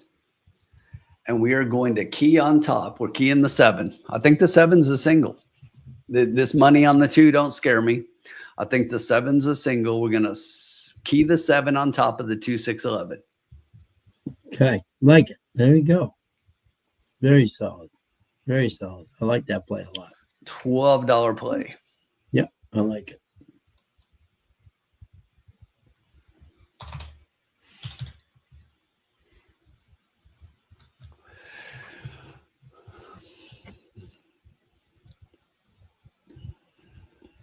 And 4 races in, halfway into an 8-race card, Sean. We still got $58 in our $100 bankroll. So, Well, we're right there. we'll be adding to that after this trifecta comes home. Yes, I love it. What's everybody got? Post your picks. Tell us what you're drinking. This is a cocktail lounge.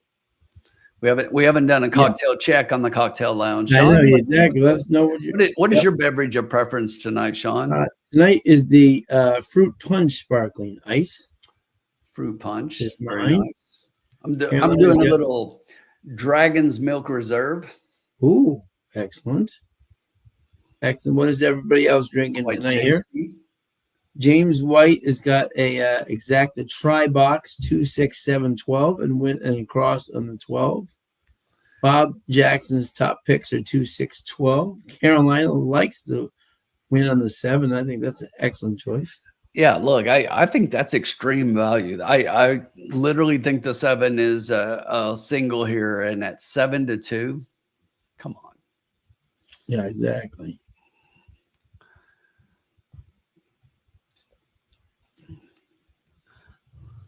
I get what people see on the 2, but I think the 7's better. Bob Jackson trying to hit something. All we need is one, Bob. All we need is one. That's it.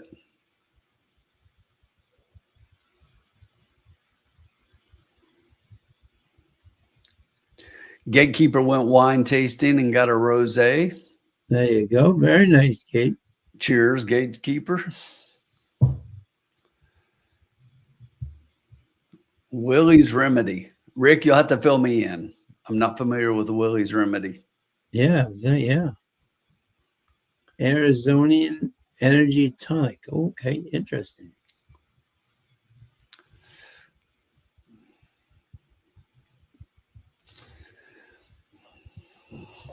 That's it. Only takes one. No, none of us are betting the NFL game. No, especially an exhibition. No. Nope. I don't bet professional sports. I grew up in it. I grew up in it. You know, I just watch and hope my team wins by 1. I am not a sports bettor. Yeah. Bring on the ponies.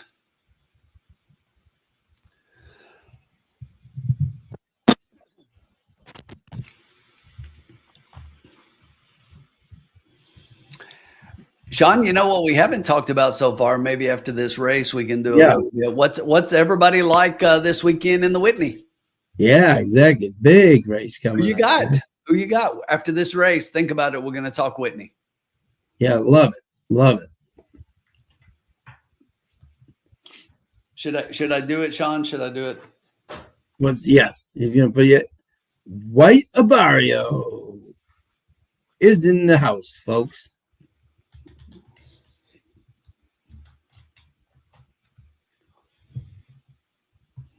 Love it. Love it. Ragtime in the test, Colin says. Hey, Colin's live from Saratoga down there. Colin should join us live from Saratoga. And if you didn't see, I mean, Colin on his doubling down, which that was a really good episode, and they got a really nice fancy graphic and everything. But Colin, the tagline, better than Derby. Come on, you've lost your mind.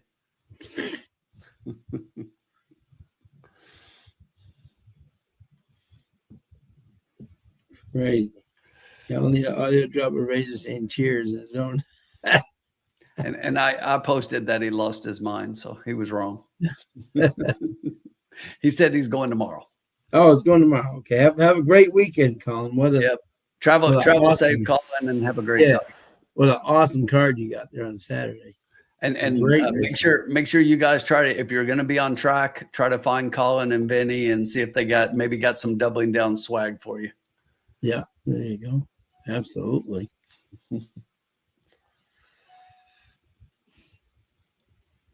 There you go. He's going. Has some good luck there, Colin. Got some great races to see this weekend.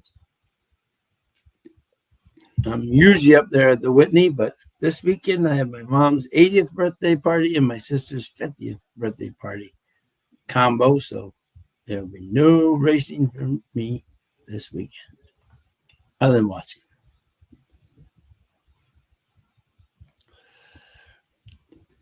But the grade 1 Whitney. Yes. Talk about it coming up. Yeah, we'll talk it after. Yeah, but that's Really very good exciting field. race. Fabulous field. Oh, we're off. Here we go. Yes, So we are off we and got running. the 2 in the lead. Vanna G Eagles flying out. trying to take them wire to wire. The 7 on the and the 8 on the inside. The 7 is third. The 3 is fourth. 4 followed by the 8, and then the 6. The 11 on the outside, above the 4 and the 6. We got 24 and 1 quarter. The 2 continue. Vanna G continuing to lead. The 8, the Gray Mischief at 32-1, looming large on the inside. 7, Perfect Deal, having the perfect trip there. Perfect deal and the perfect trip. Yep, 48-4 is the halftime thing, and the 2 and the 7 trying to pull away from each other. Give me the 7-11, Sean. Yeah, that would be fantastic. Give me the 7-11, No Sean. 7-11. Let's go. The 2 and the 7 battling up front. Perfect Deal trying to overtake the 2. The 11 coming on the outside. Let's see if this 8 can go away here. But the 8 seems to be coming on at 32-1. Down the stretch they come. It's the 7 and the 2 battling for position. The 8 trying to get that 11 up. The 11, get the 11 up. Come on, 7. Come on, 7. The 8's getting tired. 11. Get that 11 up. 7. Get the 7. Oh, to the wire. Oh, 2-7-11. You have got to be kidding me. Oh, so close. 2-7-11.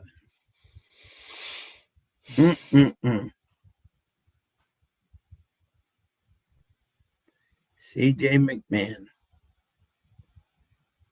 The old one, that's the old theory when so close, Bob. I'll stick around to hear Tim's biased opinions on the Whitney. Colin, I like the Oscar performance baby in that race. He's going to win by 7. you heard it here. And Tom is called the super. Good job. Tom had 2-7-11-12.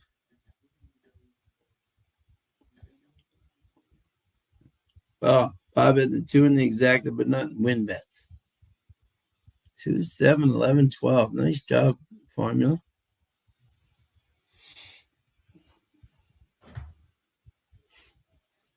That was 1, 2, and 4. that one hurt, Sean. Yeah, I know, huh? I thought the 7 was going to get up there. I did too. 7 got the trip, was right there. Yeah, The 11 was coming. that was a yeah. God, speed is just It's incredible right now how biased the track is. the windmill. You just can't get up, from the back. That's one of those things where market your program, if you ever do follow Evangeline, some horse like the 12 who actually did gain some ground. Next time out, if the track's playing a little bit more but even, you could run a big race. Yeah, win is a win, boys. Yeah, no, we didn't key. We keyed, but not the key box. Yeah, no worries, my friend.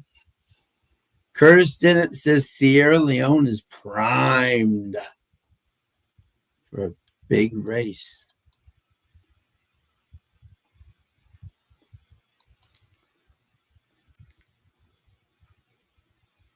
And by primed, we're saying he's primed for coming late, lugging in the stretch and finishing 4th.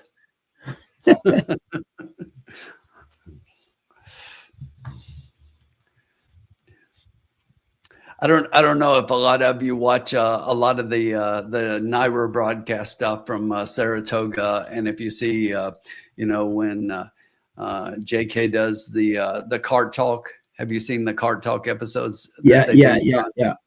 yeah.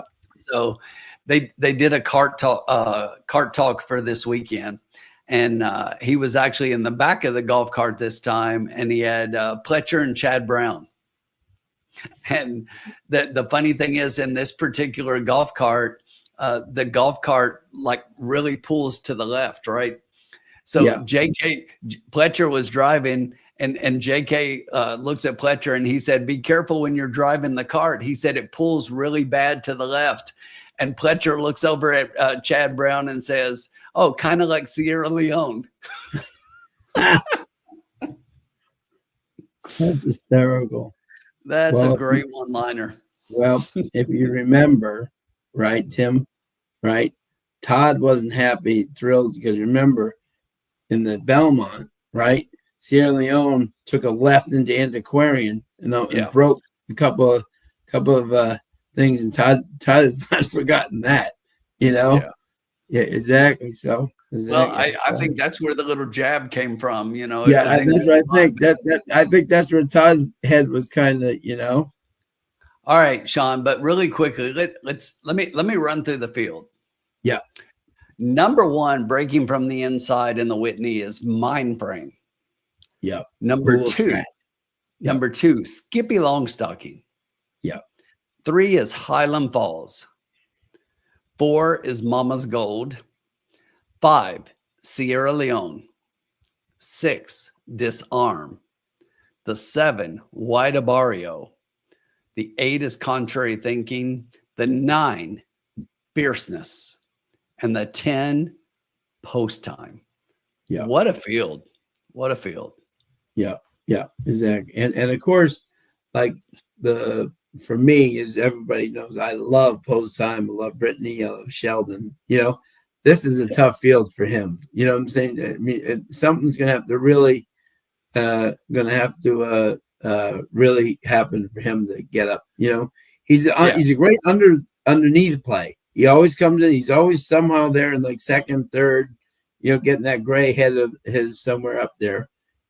But I'm going to say it. When Fierceness has got that weight, and he's got those 9 weeks between his races where he can get that back up to that weight, he is so awfully tough. I think he's definitely the horse to beat this weekend in the Whitney. Yeah. Well, here's the thing. First of all, Colin is posting that every horse in the field is scratching.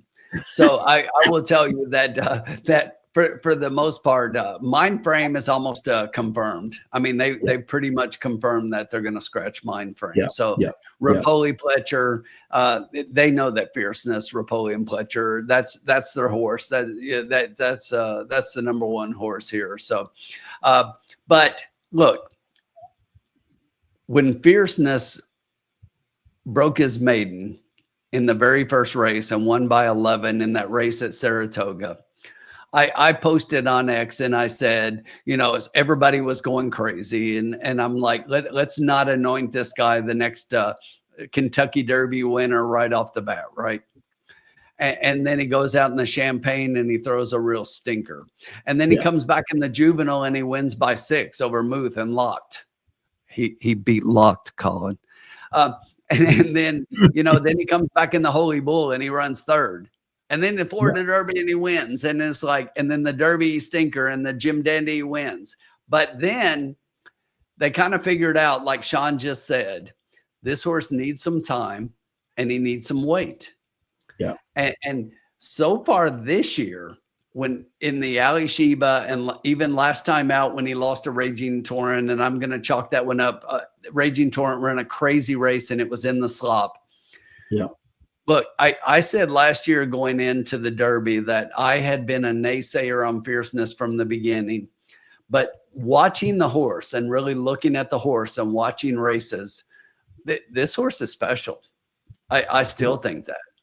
I still think he is one hell of a 4-year-old colt. And Watch out for Fierceness. I just think he wins this race. I really do. I think he's the best horse in the race, and he wins. And look, you know, I've got the hat. I love White Abario. I'm a big fan.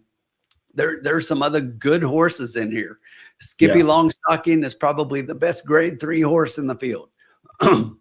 But when that one steps up to grade 1s, it's not the same. Mind Frame is good, but we're not going to get to see Mind Frame and Fierceness face off here, maybe in the Classic. Yeah. But this is Fierceness's race to lose, and I don't think he does. No. I think he's much the best, and I think Fierceness wins. And Sean's right. If Sean saw him, and if he put on the weight, I'm telling you, watch out, because this horse, I think he's finally matured. He's lived up to the hype. I love that he came back this year. This horse is the real deal. Yeah. And I saw him personally from right next to him, and I said, "Wow, he looks like the horse that you know." Yeah. But I will say this: look, and this is not my heart speaking. This is my head speaking. Mm-hmm. I think Fierceness wins this race. He's in the best position to win this race. Yeah. But if he's off and White Abario runs his race, White Abario has all the goods to win this race. If he runs, look, if he runs like he ran in the Pegasus, he can beat Fierceness on his A game. Yep. He's just got to get back to that. Yeah, exactly. Yeah. Right. Yep. Yeah. That last race in the Metropolitan, I'm going to give him a pass for, because it was in the slop. Yeah. No, exactly. Right. Yeah. He didn't like it at all. No. And plus, that was first off a layoff, and he probably needed that race. So. Oh, absolutely. Oh, I think there's no other way of saying it. You know. Yeah. No, anyone who would throw White Abario after that last race in the slop. No. Yeah, there's some real superb 2-year-old races this weekend. And Sierra Leone will probably be coming for third. Yeah. So to me right now, it's like Fierceness, White Abario, those two, you could exacta box them and put them 1-2 over 1-2. Or if you want the real number, 7-9 with 7-9, and just go all for third in the try. Yeah, exactly. But yes, you're right. The mile is definitely too short for White Abario. He's going to like the mile and an eighth a whole lot more than he liked the mile in the slop at Saratoga in the Metropolitan. Yeah. No, I totally agree. Couldn't agree more. You know, I'm a huge White Abario fan, but I'm saying this very unbiasedly. If everyone runs their A race right now, in my opinion, if everyone runs their A+ race, right, I think Fierceness is still the horse to beat. You know what I'm saying? I'm just in my opinion, you know. And then White Abario and a couple of other ones, right, and Sierra and those guys right below him, you know. But if he runs, go ahead. I'm sorry. No, yeah, I'm saying my opinion. I think if he runs his A+ race, I think he's the horse to beat. I think you're totally right, Sean. And you know, there's nothing wrong with what you're saying. And the thing is, I think White Abario, what I was going to say is, you're going to get a decent price on White Abario. Oh, no doubt. Yeah. He's going to probably be the third choice behind Fierceness and behind Sierra Leone. I think those two will be your top 2 picks.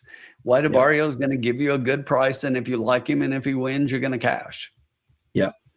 But I think he's definitely an exacta pick. Yeah, no doubt. Exactly.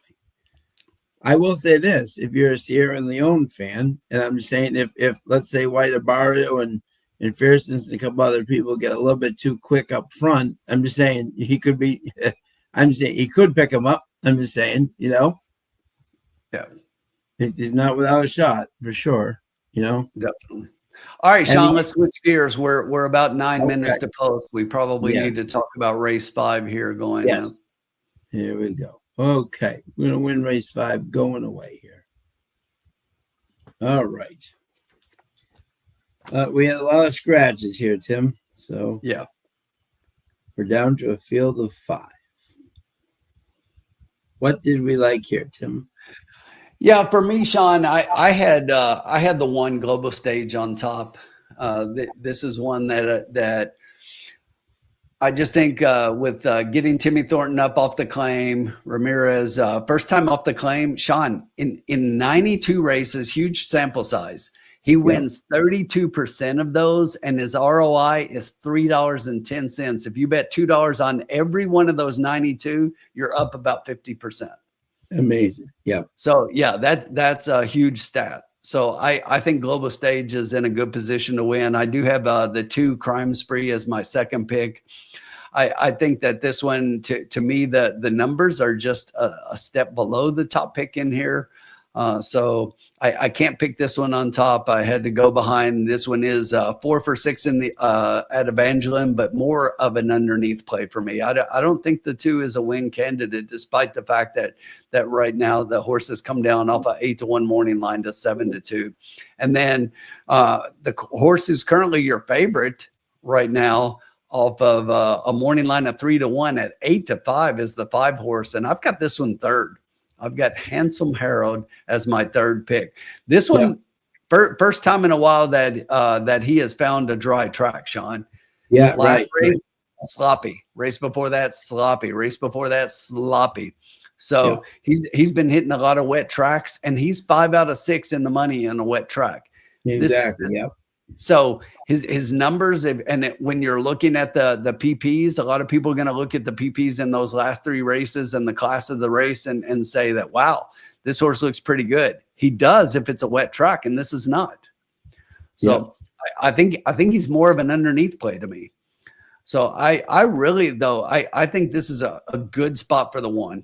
I think the 1 can also show speed. There's no horse in here really. The 8 a little bit to the outside, but this one doesn't have the speed to hang on. I think the 1 is the one that's going to sit just off of that, pounce just in time, and just run away from everybody. 1, 2, 5. Love it. Okay. Love it.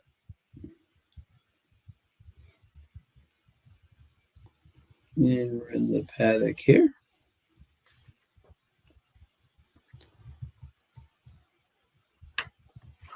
Yep. Yeah, I'm with you here, Tim.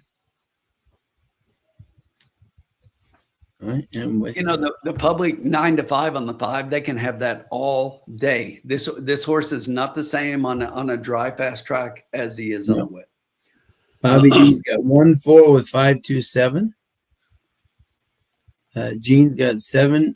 Oh, Gene's got 7-9, 7-9 all in the Whitney. Like it. Tool time. I like that, Gene. And just to go back to Bobby's pick there, he's got 1 and 4. If I gave you one more horse, the 4 was my 4th pick. So I'm 1, 2, 5, and the 4 would be next for me. Okay. All right, Tim, you can hit the button.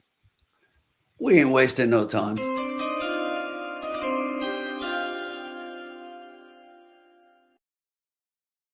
Back the box 1, 2. For how much? 5. 5. Mm-hmm.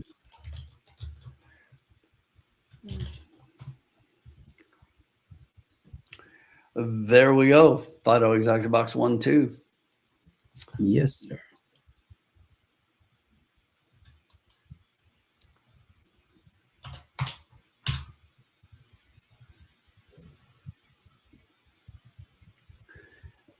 The ticker really throws me off. So if everybody's wondering why I keep misplacing, so like for 2 years on the second line on the second line of the ticker, I've been changing that number, and we changed the order of the ticker and things so that there are other things. And now that number on the second line is the starting bankroll, and the third line is the current bankroll, and it's just messing with my head. Yeah. For 2 years, I've been changing that second line, and now all of a sudden it's the third line I got to change.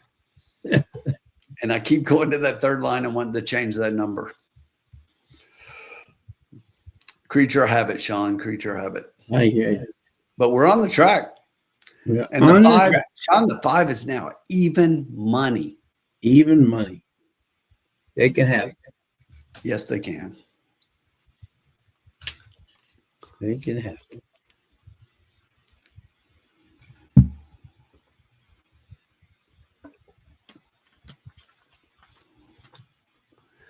Tim, how's the weather down there? Have the storms subsided down there?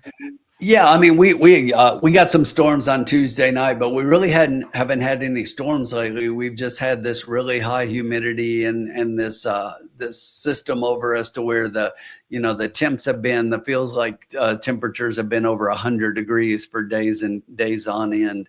Yeah. But today it kind of came down from that, and tomorrow those numbers, the dew points and everything, come way down, and the temperatures are going to be really nice. As a matter of fact, Saturday is supposed to be like 82 degrees, which is with like low humidity, and it's just going to be really nice.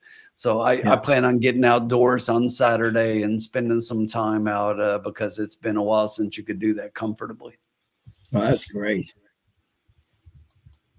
That's great.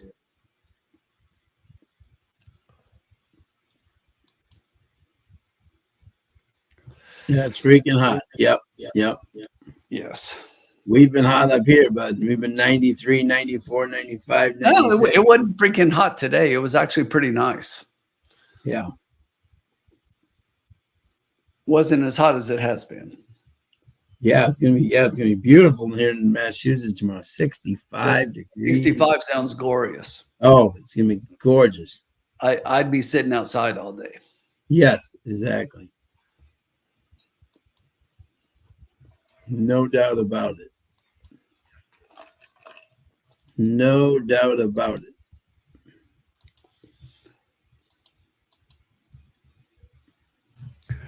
Rick Johnson is playing a 5 with a 1-2-4 exacta box, and then a 1-2-4 with 1-2-4 with the 5. Good luck, Rick. Good luck, Rick.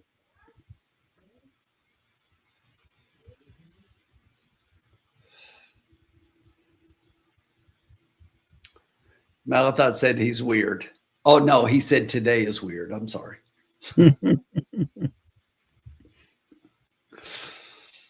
But yeah, he's in a little bit of a different spot here in Kentucky than I am, so weather might be a tad different.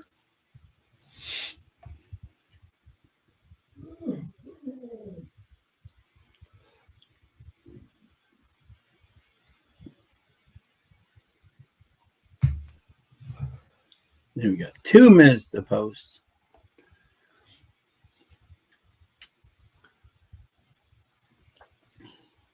Anybody's game here. Looked like they were warming the 2 up pretty good. Yeah, I know, huh? This 5 still even money. Isn't that amazing? Normally when you warm up a horse, it means you're trying to show early speed. So maybe they've seen how the track is playing and they're trying to get this 2 out. Yeah, seriously. The 1's definitely going to be sitting off of it. We know the 5's got early speed. I just think the 5 speed's a little bit cheaper on a fast track than yeah, I do too. Yeah, I think those numbers in the slop, I think, inflated a little bit for me. Yeah, I think on slop it'd be like 4 to 5. Yeah, on slop I get the numbers, but yeah, no, that's what I'm saying. I think you'd be the definite horse to beat it for, But the odds are changing. He's up to 6-5, and the 1 is now down to 8-5. So it wouldn't surprise me at all to see those 2 swap places by the time we hit the post. Sure.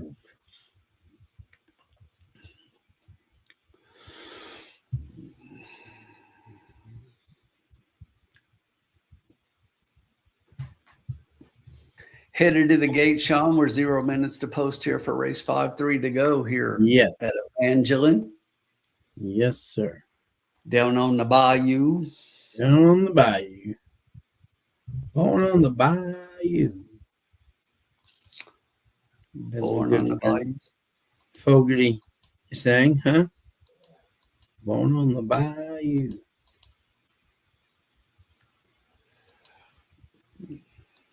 We're heading to the post here. Alejandro nice. 3-3-3 showing the 2.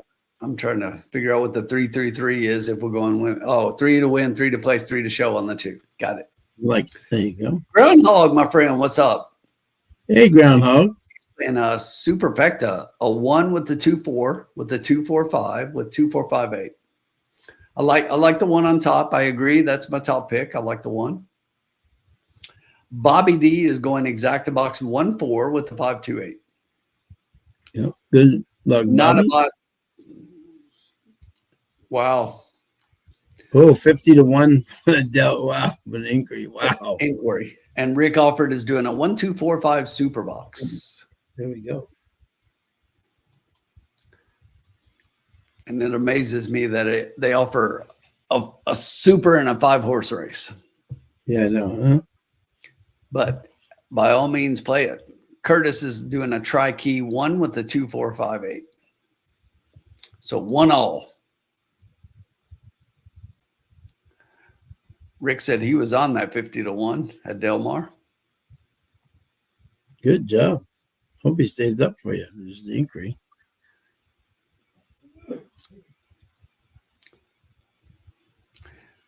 We're loading up, Sean. Yep. The 1 is in. 2 is in. Crime Spree goes in. Here comes 7 cents. The 4-horse into the 3-hole.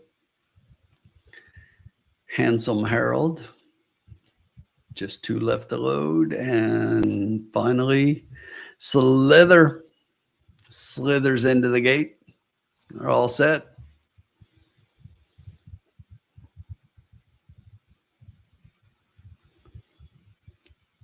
And they're Even off. start right across the track, and from the outside is going to be Handsome Harold early on. Down inside that one is Global Stage. It's going to be 2 more links back to Crime Spree on the inside, 7 cents outside that one, and currently Slither trails the field. Up front, Global Stage has about a half a length over Handsome Harold. Down on the inside, that's Crime Spree gaining a little bit of distance on those 2. Outside that one is 7 cents. The quarter was in 22.37 seconds. Global Stage still maintains that half-length lead over Handsome Harold. Back behind that one, Crime Spree and 7 cents move as 1 and try to close the distance on the top pair. 2. Global Stage takes them into the stretch. Jesus. And the 5's coming back on the front. Yes. From behind. The front runner is coming from behind. Okay. Craziness. This is what we're getting. I mean, how can you win when you got to, 1 goes the lead, 5 comes. 5 should quit usually when he's on the lead, but he comes from behind. Pretty much exactly. It came in exactly the way it was bet on the board. Yeah, exactly. Yep. 5-1-2-4. 5-2-1-4. Just like it was bet.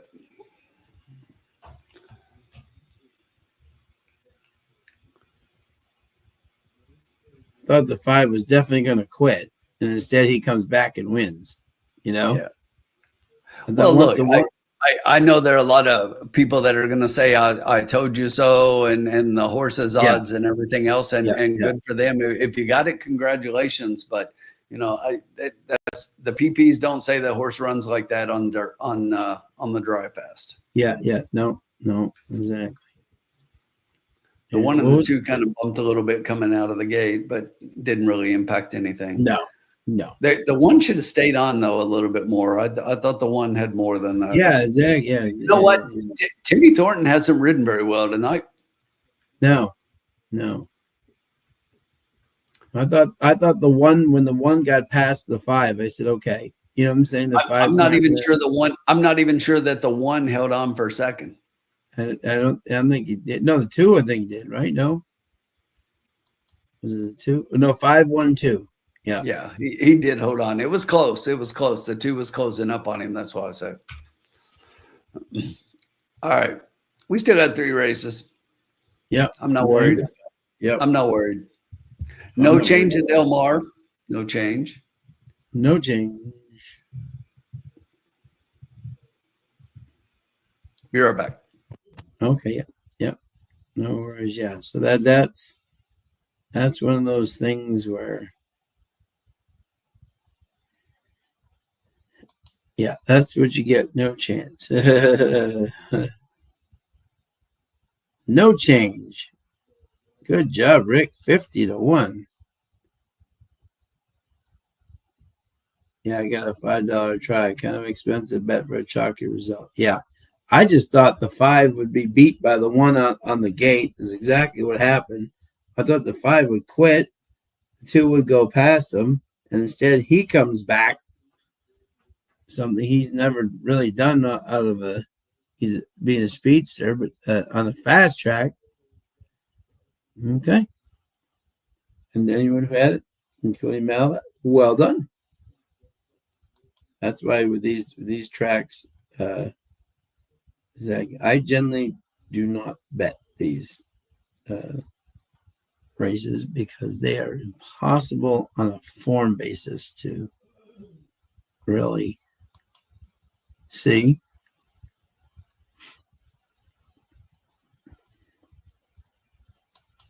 But that was a great race there. Nice job, Mel. Glad you got the try. Nice job. We love seeing people do well in the chat. That is for sure. Wish we were doing a little bit better. We've been close, so close, but yet so far. Because close is only good in horseshoes and hand grenades, as I like to say. But all we need is one, as we like to say. So anything can happen here. Anything can happen. Thank you, everybody joining us tonight. Just strong, yeah. 4 being 5 late. I agree on Tim's. Yeah, that was an interesting. Sometimes I'm still humble. Oh, great job, Rick Alfred. Way to go. That was fantastic handicap on your part. Fantastic.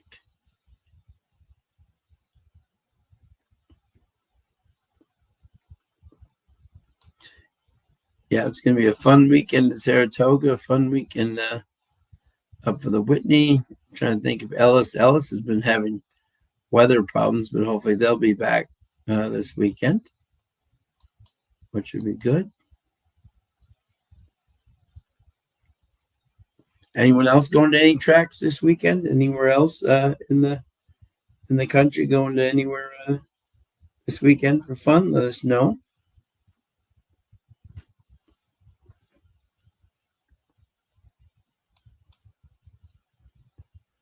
Wish we could show you the races there so we could hear our friend Rob Toole, who's one of the best, do his calls there. But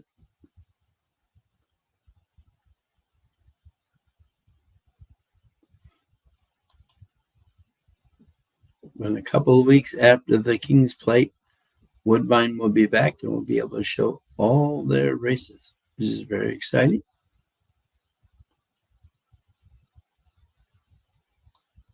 Big weekend coming up there, a couple of weeks. The King's Plate, the Canadian version of the Kentucky Derby. I believe Johnny Velasquez, the GOAT, is going up to ride in that race, which should be fun. Bobby D's got to exact the box 2-4 with 3-6 and win on the 3. Good luck, Bobby.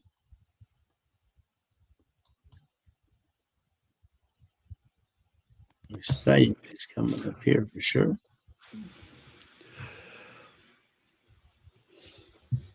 Oh, there you Rick Alfred. Okay, going okay. There you go. He may go into Del Mar. Have a great time, Rick, if you get out there. Tim, any racing this weekend for you or anything? I'm going to take a look. I pulled the PPs for Saratoga, so I'm going to take a look at the Whitney card. I always like looking at the big cards because obviously they attract some big name horses and some big races, Sure. right?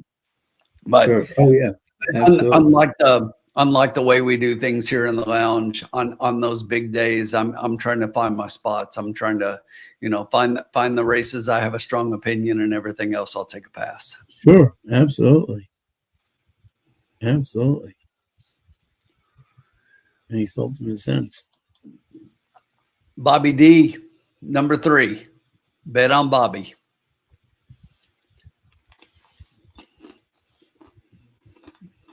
Yeah, Bob. Yeah, Bob. Yeah, his win bet. He's got the win bet on the 3. All right, Tim. So we'll go to the next race. Let me read the conditions here. 17 minutes to Evangeline Downs.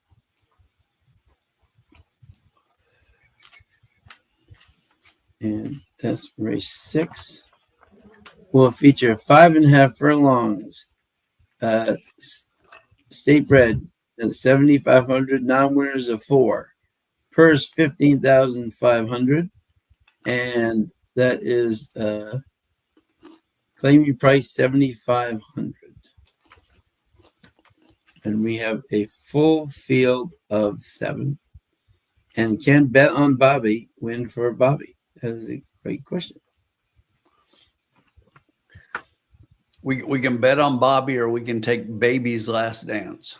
Exactly. Yep. Yeah, there we go. So, a very interesting race here for sure. This is another one, Sean. I thought I had some value here. Yep. Nope. Thought I had some value. We'll see.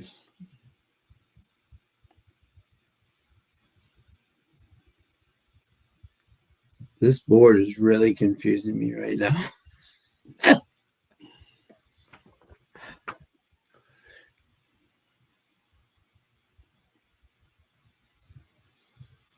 Definitely speed is definitely holding here, but you know.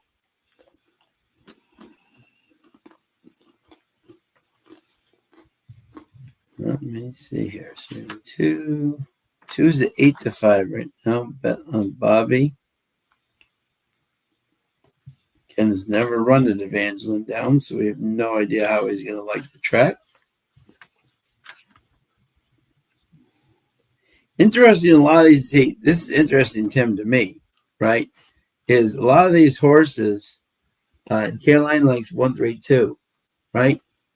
If you're going to run at the track, I find it interesting. A lot of these horses just like stay at Louisiana Downs and work there. You know what I'm saying? Like they don't come over to Evangeline Downs. You know what I'm saying? So you have really no idea how they like the track, you know, because they're always working out at their other track, you know?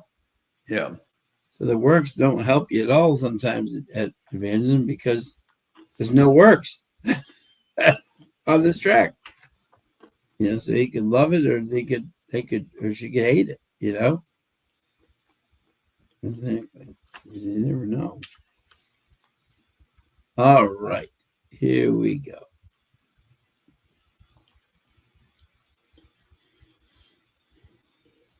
Here we go. Interesting race. JG Funk likes the 4. Father Mark. CJ McMahon.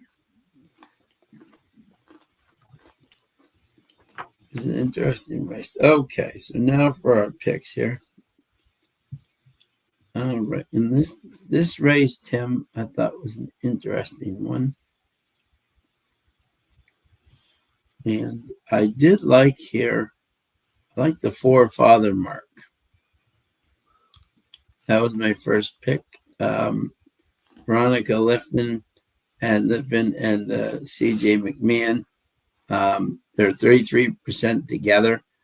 I like the fact this horse has shown some speed, even with Fuselier was right off the pace there. I think that's where you got to be, 3 back. The slop race, didn't like the slop against allowance 35,000. I'm going to throw that one completely in the garbage. The turf didn't like it at all. Throw it in the garbage. So I think the 4 back on the fast track ran a nice allowance against allowance 5,000 second. I think this horse is just is 4 out of 7 in the money, first or second. I just think he's found the right sandbox, right friends here, and I think this horse is going to be ultra live in this position. The second pick here was in fact the 2 Sophie's Painter, the 3 for 4 at the first or second at Evangeline. Shows a lot of speed. I think that's what you want in this group. And Tommy Pompel won impressively on this one last time. And I think this horse is definitely dangerous here. And my third pick was Bet on Bobby, Joseph Duhan and Jay Dominguez. Coming from Louisiana Downs, has never run here, but does have speed and could be a factor as well. So I was 4, then 2, then 3. And then my third pick was the 1. My fourth pick was the 1. Okay. Ethan's going to buy us all dinner. Love it. Yeah, here's the thing, Sean. I've kind of re-looked at this race based on the way the track is playing. Yeah. And that is speed, speed, and speed. Speed, speed, and speed. Yep. So if I'm looking for speed, and I think in this race there might be a little bit of it, I also think that we have a speed of the speed in here. Yeah. And the speed of the speed is Bet on Bobby. Yeah. The speed of the speed is Bet on Bobby in this race. This horse, while he has not run at Evangeline, he's 3 for 6 at the distance, 2 for 6 wins, 3 for 6 in the money. And I just think that the front running that this horse does and the speed that he does it in makes him dangerous here. Yeah. The 2 Sophie's Painter would be my second pick. This one likes to be close to the pace. In the last 2 has kind of closed up and been able to close the deal. But those were 5,000 non-winner of 2 and then non-winner of 3. And the 3's been running straight 7,500, 10,000 races and has been running against much better.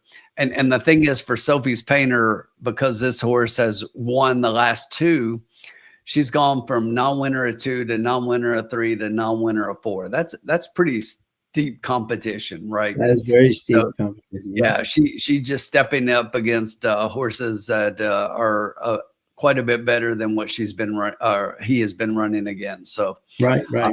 But I kind of like those 2 better than just about everybody else. But my third pick in here would be the 1 Top Priority.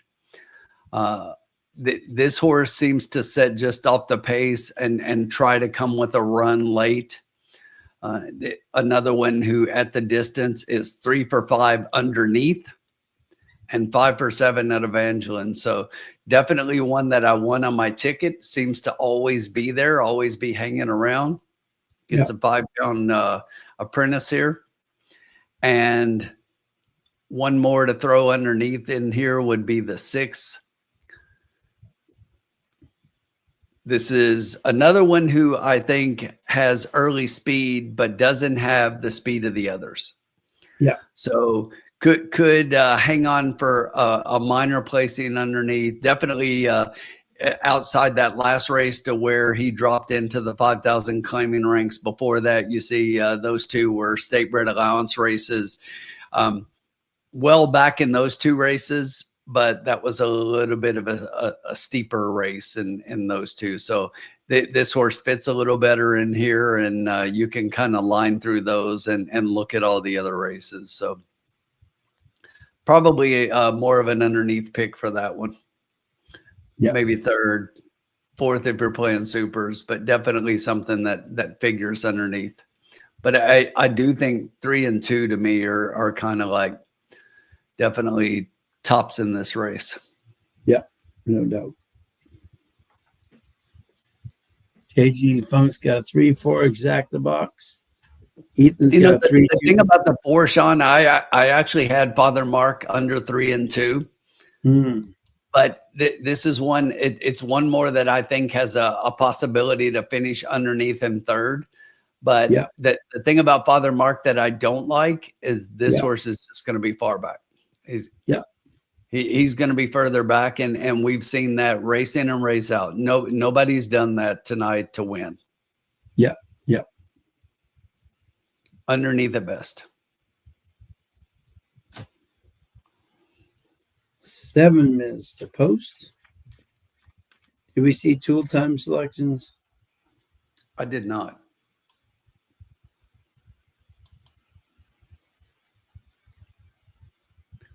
Let's see. They don't have them on it. That's what I was wondering, you know.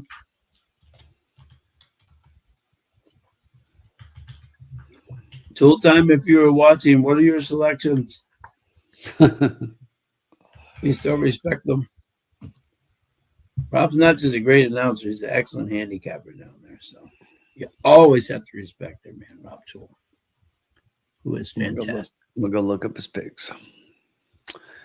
What race are we on? Race 6, 142. Okay. 142. Interesting. Yeah, Marathon. I like the 4. I believe it or not, I had the 4 on top, but I re-handicapped and re-looked at it because the 4 is just not forwardly placed, and the horses tonight, if you're not forwardly placed, you can't win, and you sometimes you got to change up your picks based on the way the track is playing. Tim, you guys just have to quickly, but this is hysterical. So the Del Mar has a $5 daily double, okay, that you can play in like their 8th and 9th races, right? So in the $5 daily double, because the 50 to 1 won, the doubles pay 4,000, 8,000, 6,000, 3,000, 4,000, 9,000, 6,000, 9,000, 14,000, 2,000, and 5,000 on a double, on a $5 double. That is what you call JG Funk is going to church on us down here. Have faith in Father Mark. Yeah, exactly. But Sean, we are on the track, and you know what? I don't need any more time. Don't need any more.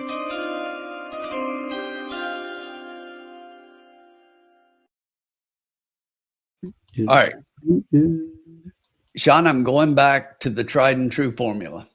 I love it. My formula for betting trifectas. Here we go.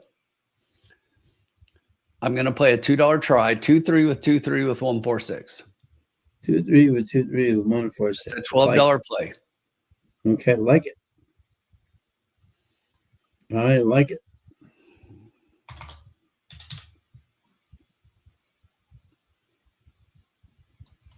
Very solid play. They wanted Paco to straighten him out. What's Paco do? Beat him in the face with the crop?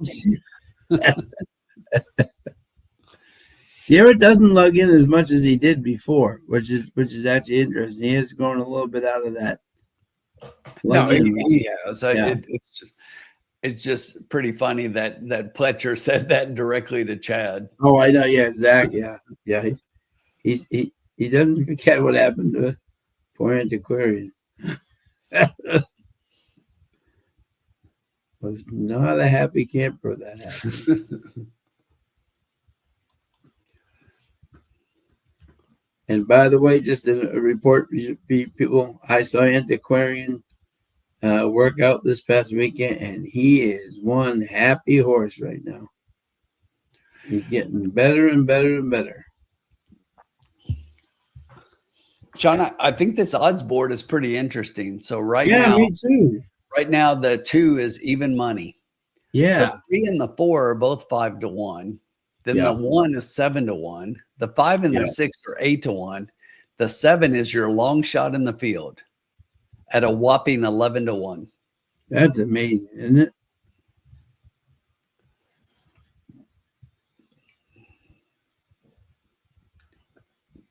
But even money on this 2. That's a little bit shocking to me. I think the 3 is faster.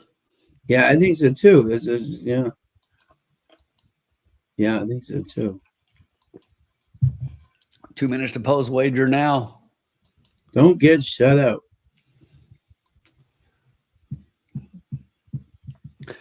So, Sean, what about you? What are you looking at this weekend? What are you planning to do?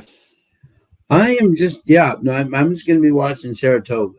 I'm going to be focusing on a great Whitney card and also getting ready for my mom and the sister's party.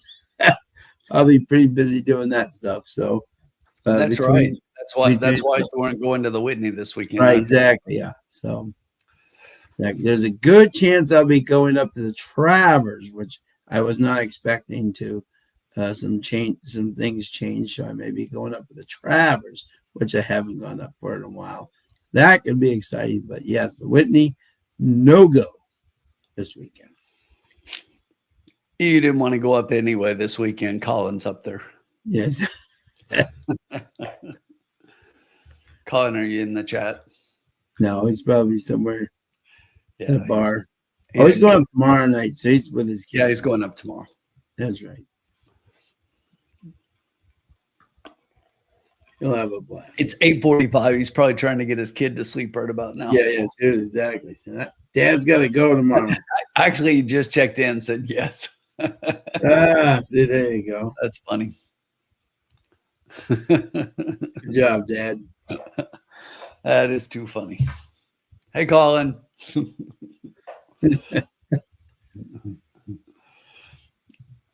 He's got a 7 a.m. Riders Up call. You just love it. There you go. Heading up to the big Saratoga. Gotta love it. Colin, isn't it time for you to be getting your son to sleep?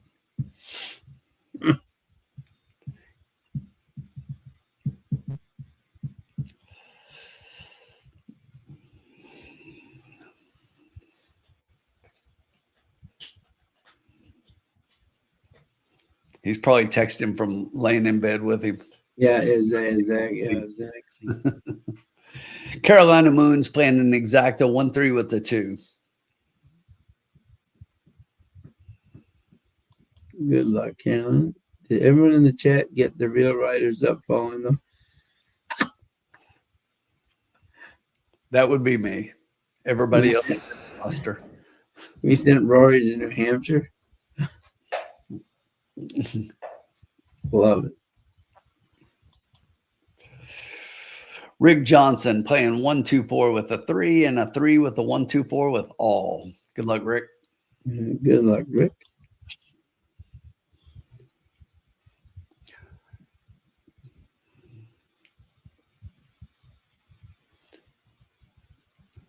Zero minutes to post. Sean, as our friend Kurt would say, it's post time. Yes, sir. The horses have reached the starting gate. It is now post time. Play the hamster song. No hamster song. Colin is handy vapping. But weatherman is saying Spa will be off the turf tomorrow. Off the turf. What is handy vapping? Handy vaping, I guess. Is that like fap? And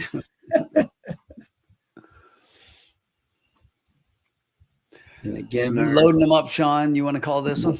Yeah, sure. Yeah. 1, 2, 3. 7 horses going in. The 2 is your post time. Even money favorite. The 3 has dropped down to 5-2. The 4 is 3-1. They are loading up. All right, let's get this one home. One more time for the people. Here we go. 2-3 with 2-3 with 1-4-6, Sean. Yeah. Let's bring it home. Let's bring it home. Preferably with the 3 on top.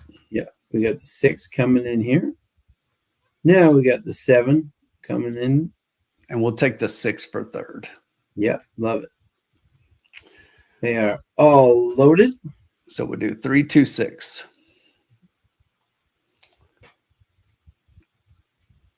Oh, 7 busted through. 7 busted through the gate. Trying to cheat and get an early start. Cheater. That'll bring him right around again.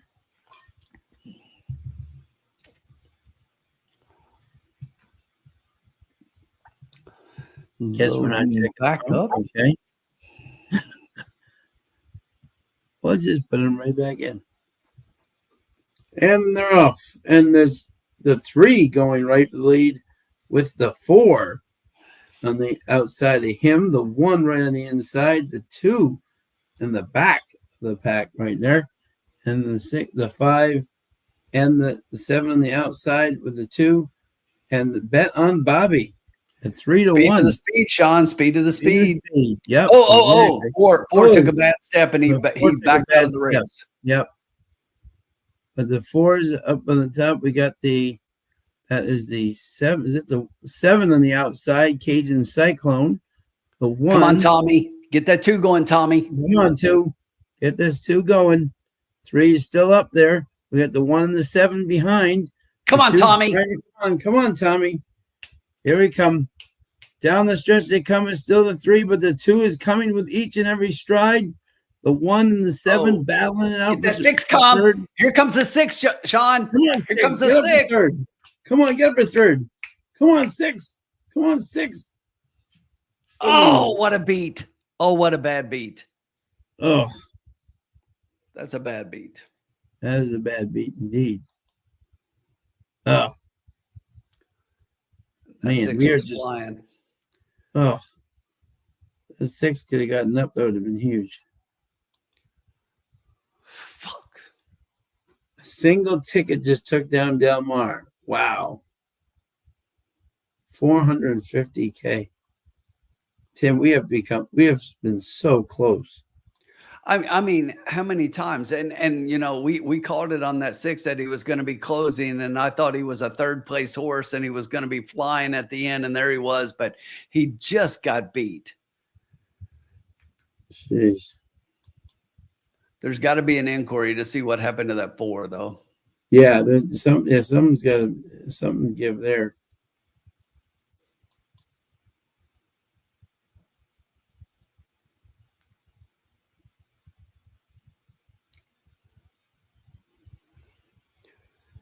Oh, what a bad beat.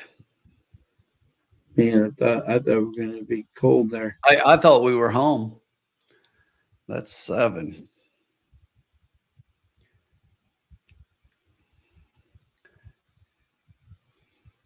And I mean, the thing is, we got the 3 on top like we wanted to. Yeah, I know that. Yeah. You know, I thought Bet on Bobby was your speed of the speed and was going to wire them. And it's just like, there is an inquiry. So we'll take a look and see why that 4 dropped out. Maybe the 7 hit the 4 and comes down. Yeah, that would be great. Exactly. We would love that. Is there an inquiry on the board? There is. The inquiry's up. They gotta take a look at why that 4 dropped out like that. Yeah, exactly. Can they please show us why the 4 dropped out?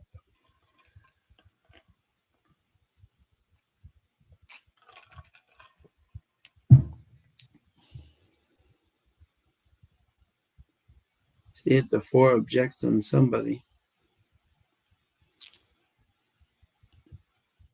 Flash that 7 and take him down. Amen. You know, Sean, the crazy thing is that 6 was really big odds. Look at his odds right now. He dropped down to 4 to 1 late money.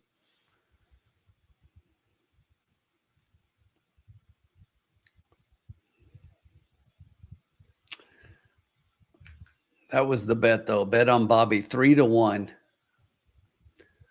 That horse was speed of the speed, we called it. Yeah, it did. Yeah. And great exacted too, 11 to 1. Yeah, man, 11. They put it up already. 11 for 1, $22. Yeah, $22.90. That's amazing, huh? Well, that sucked. Yeah, man. I guess they didn't. I thought the 6 was coming. We had it.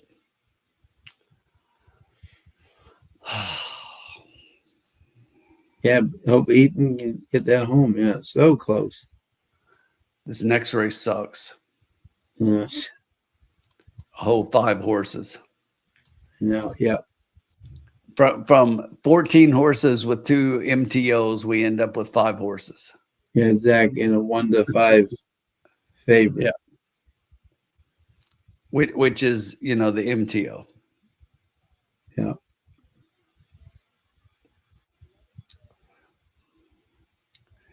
They're going to show the race. I'm going to try to see what happened to this 4 here.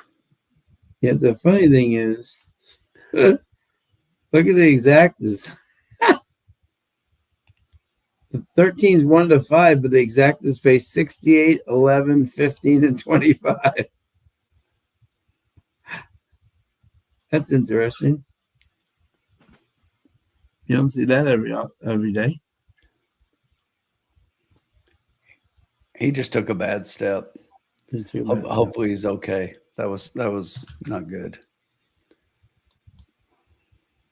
Jeez.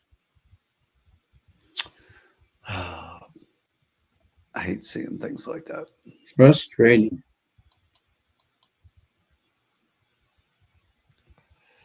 Frustrating.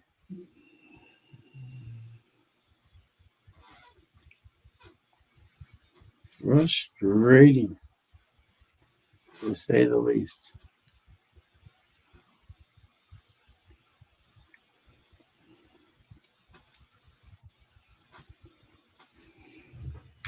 Frustrating indeed.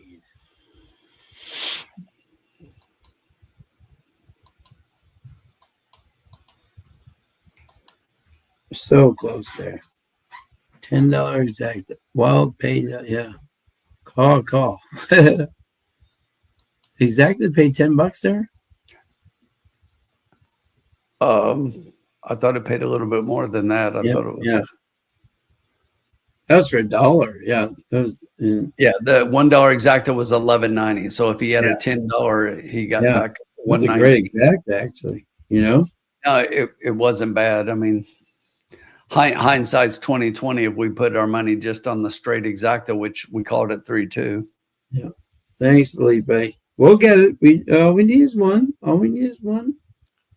We're doing fine. Yep, exactly. And this race sucks to try to get it home, man.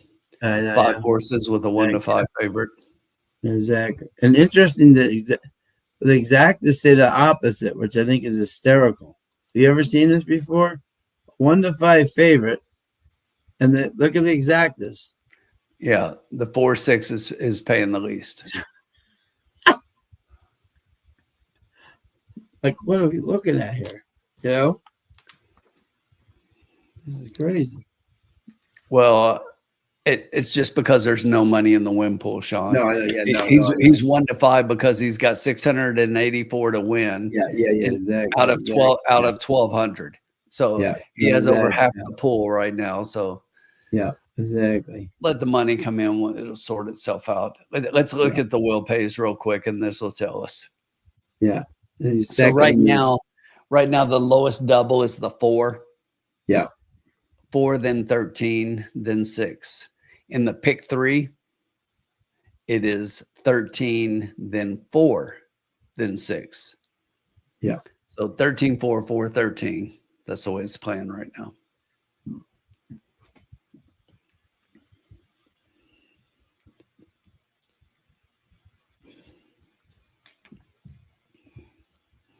Interesting here.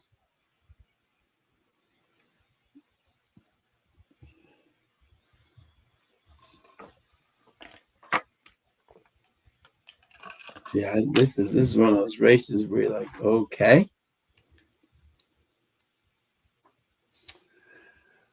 Oh, 10,000. There's nothing I hate more than having the winner, seeing the winner pretty clearly, and not cashing the ticket. Exactly. Yeah. Yeah. 4 better wins, so I kind of heartbroken in the last race. We still got time though. 2 races to go. Yeah. There's always a chance. While I don't like this race very much, I do like the last race. Yeah.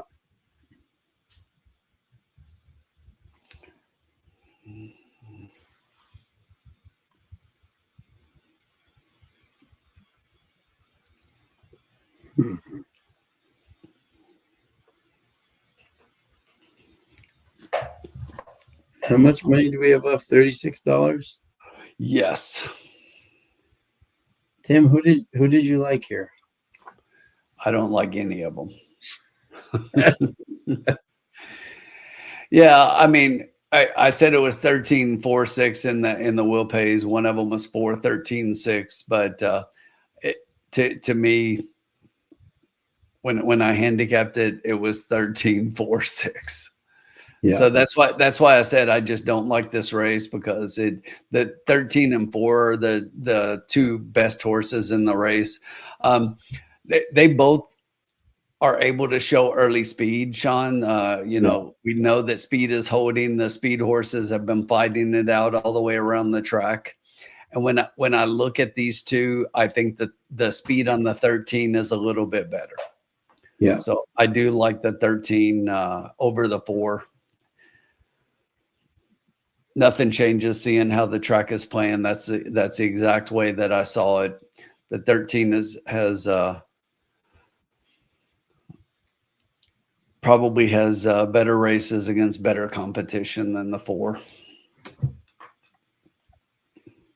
Interesting though that and the 13's 5 for 6 in the money at was 10,000 claimers that he's been running against. Yeah, the one really interesting thing here, Sean, is if you look at the 13 on a fast track, he's 8 for 10 in the money. Wow. 80%. Okay, with 3 wins. You look at the 4 on a fast track, 2 for 6, 2/3, no first, no second. Yeah, right. Yeah, right. Yeah. So either wins or nothing at all. Yep. Yeah, groundhog, it was me. I put a bunch of money on the 13 to throw the board. Then I'm gonna cancel my bet and move it. Let's see. Yeah, it's crazy right now looking at the pools, because all right, Tim. Felipe bet the 3 because you had the 3 beating the speed of the speed. Nice job. Good job. Good job, Felipe. Way to follow on.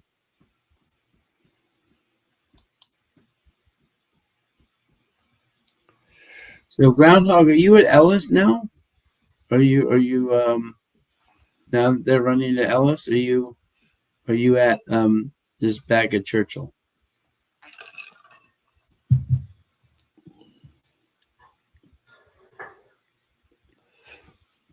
Less money on the 13 now. Oh, I say right. Okay, there you go. Say you're right. Okay, good. Okay. There you go.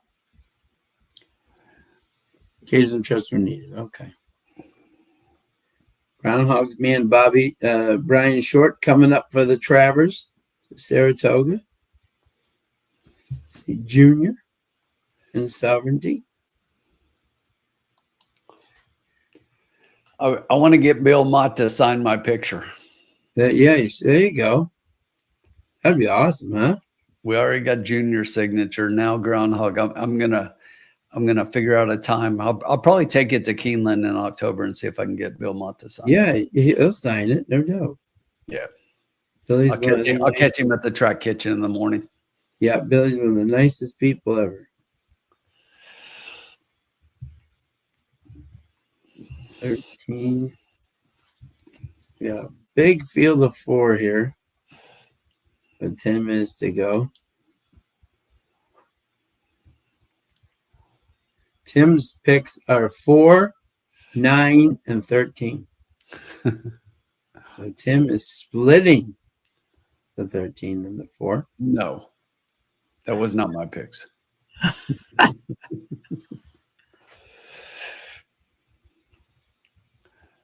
Why is that? Said not sure if he signs.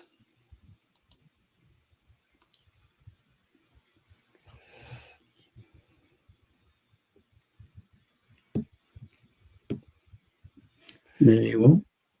Groundhog said he worked with one of his employees.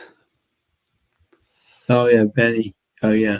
Some people just don't sign. Yeah, that's true. Yeah. Senior stable did not cash today. I need Tim to give me his best bet for Saratoga tomorrow. Best bet or best stable dual pick? There's a difference. Yeah, there's a difference. Yeah. All my long shots ran great today, and all my favorites just disintegrated.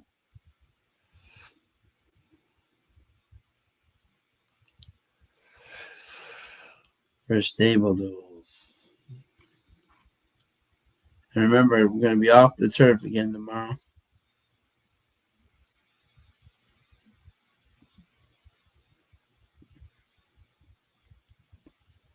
Anything Irad or Jose's on.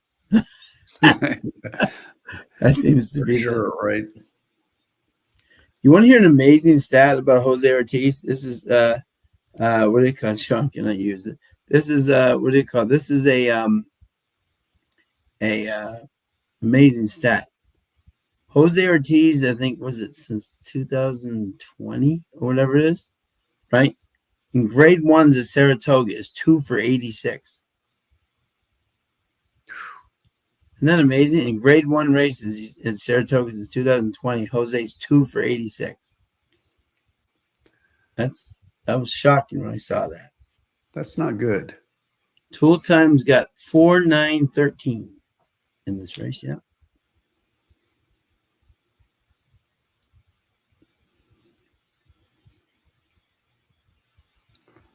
And we're going to be off the turf tomorrow, so there's going to be some interesting horses there.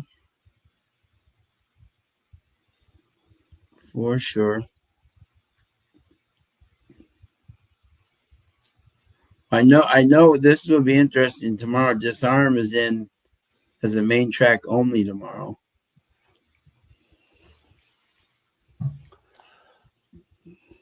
He's also entered, so it'll be interesting to see if he runs in this spot or if he goes to No, he does. Yeah, no, he does. He does have a lot of seconds and thirds, Groundhog. So he's not like he's out of the money. I'm just saying for a rider of his caliber to be 2 for 86, and that's especially with the success he's had at Saratoga, that's a little shocking. But he does have a lot of seconds and thirds, so it's not like he's out of the money. Yeah, he's had a lot of second and thirds. I'm saying, but to be 2 for 86, yeah, that's just weird, you know. Oh yeah, you have to use them. But I'm saying to be 2 for 86, it's a little weird. I would never have thought that.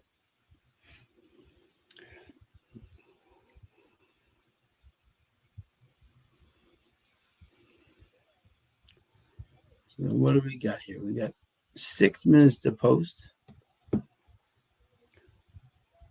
4 is now 1 to 5. Tim? Wow.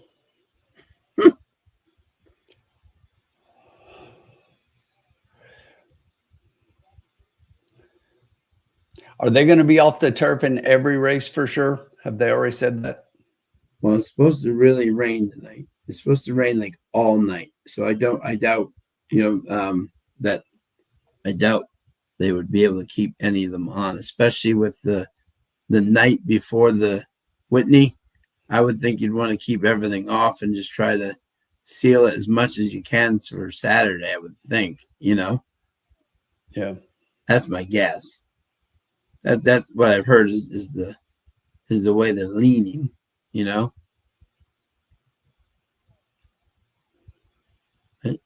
The inner turf might have a chance. No, probably not, because I think it's supposed to rain all night, Yeah, I'm just looking at all the turf racing, and it's just like it's really going to mess up the cards. Yeah.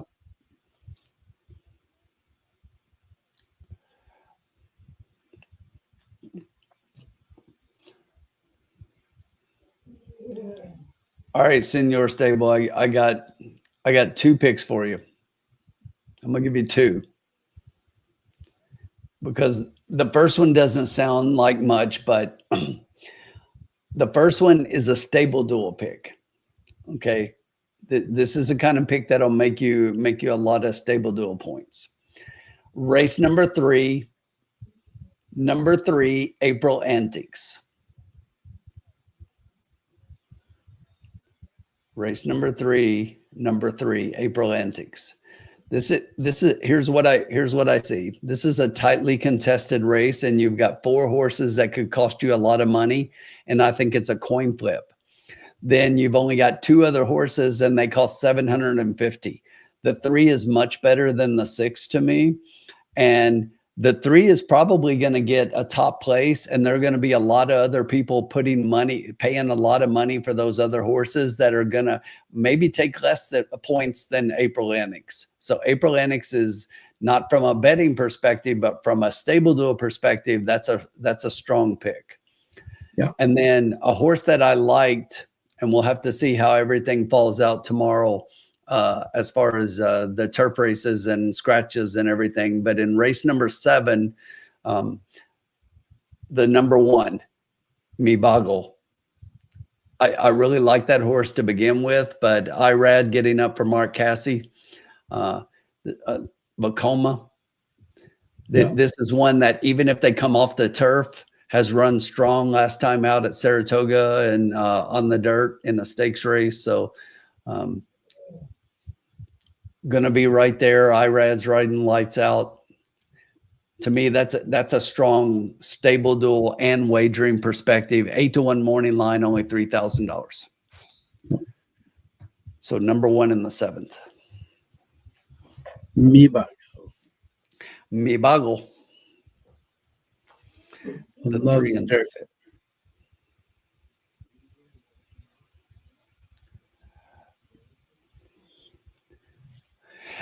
Here's the thing about the 3 and the 5th to me. Is the 3 going to get you points? Yes, the 3 is better than the 5. The 5 in there in a 6-horse race is probably going to be the one that's going to finish off the board. But unlike in race 3, to where I think that horse has an opportunity to finish 2nd or 3rd, and on a crazy day, maybe even get a win, I don't think this horse for $750 gets you more than 10 points. But for $750, it does get you 10 points. So if you get to the point to where you're spending up for all your other horses and you need a low-end horse, this is one I would take, but it's going to be a $750 10-pointer to me. I want to spend $750 where I think they're going to get me 30, maybe even 40 points. Yeah. Sometimes you got to take the 10 pointers and you got to take it and move on. But the goal is to never take 10 points, right? You want to try to build your stable where you're never getting the 10 pointers. But I think that's a valid 10-point horse for sure, but I don't think it's more than that. Yeah, absolutely. All right, where are we at here, Sean? 5 minutes to post. We're still in the paddock. Yeah, I'm wondering because it says 1 minute, but they're still just kind of mulling around, and the jocks are just standing around. Oh, it says there will be a short delay on the screen. Yeah, you seem to run into these delays lately. You know what I bet it is, Sean? That horse in the last race. I bet there's something going on. Oh yeah. Oh yeah, maybe the ambulance or whatever. Yeah. Equine ambulance, or maybe having to put the horse down on the track or something. So yeah, exactly. Yeah. I hate that. Okay, Sean, you did not hear any of that, what I just said about stable duel. I heard nothing. I'm in that. Now I'm going to play tomorrow, Mike. Yeah, exactly. Take them apart. Exactly. It's been killing me lately because the other day I was in like first most of the night and finished like just out of the money, and it's like that's what I've been. It's can't catch a break.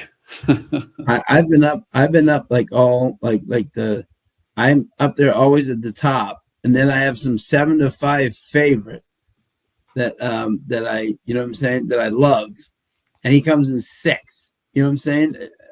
Again today, Irad nowhere to be found in that feature race, which I thought he'd be a standout. And what do you call it? And the 12 comes over the what's the name? We ran a big race, but the 9 nowhere to be found.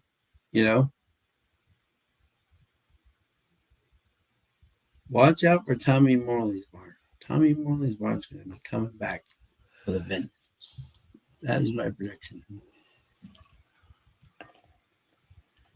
We're still just chilling in the bank in the paddock here, chilling like a villain.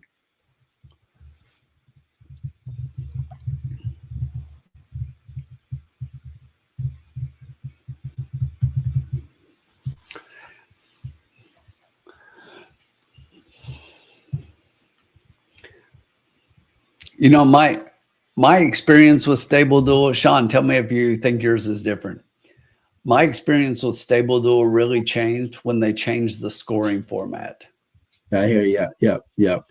Because one thing that I think I'm really good at is finding the value horses. Yeah. And back when you took the links counted negative towards your points. Yeah. That really was an impact for me, because back when the links counted, I was crushing that game.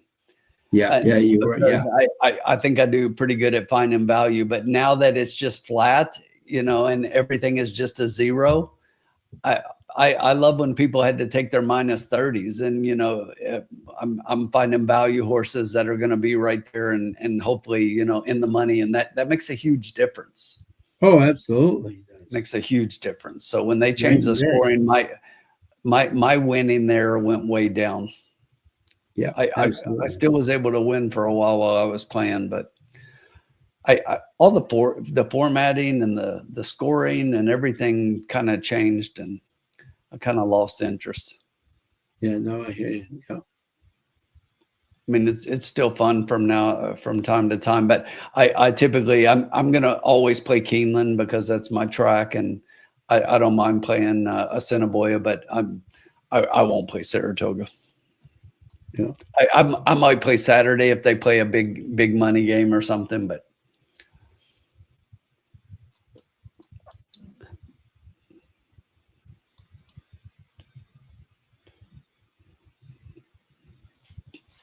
no, I agree.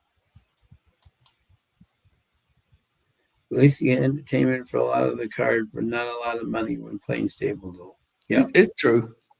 Yep. The 4 is 4 to 5, Sean, and the 13 is 2 to 1. Yeah. Okay. You ready for my play? Just looking. Hang on 1 minute. Let me look just give you one bit of information. So right now, the 413 exacta is almost $10 for 2, and the 13.4 is $14.40 for 2. Wow. Okay. So not bad exactas for those two. Not bad. Exactly. So whenever how much do we have left? We got 36. 36. Okay. You play what you want. Leave me what you want for the last. All right. I'm gonna do. All right. Put her.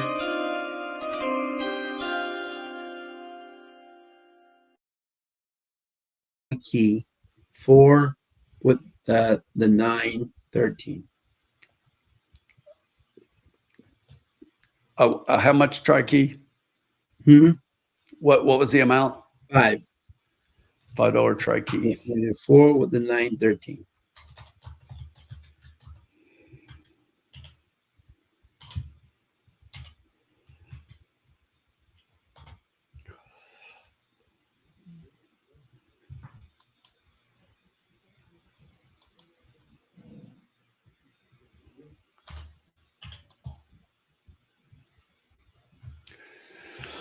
There we have it. There's Sean's play. He's playing a $5 tri-key 4 with 913. Because I'm trying to do something that maybe can actually pay a little bit more than just go, 1, 2, 3, and then, have $3, and then you're like, yay, Exactly. The 1's getting a little bit of a warm up. Yeah, no, huh?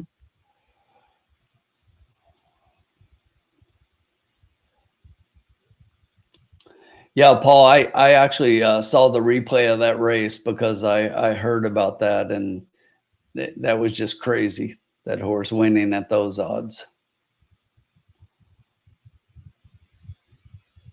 Did you see that, Sean?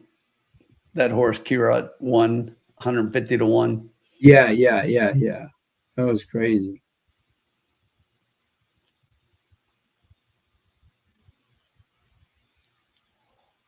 A little bit nuts.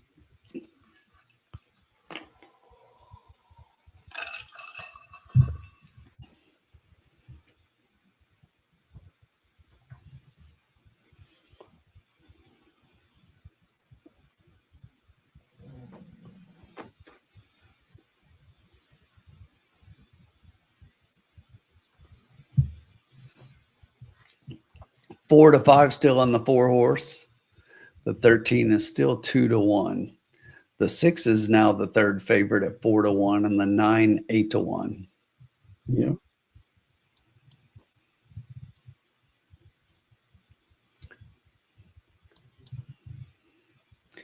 And the 1 continues to be the lone horse warming up without the pony.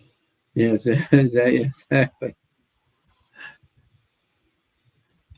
Everybody else is just kind of barely trotting along. He's warming up pretty good.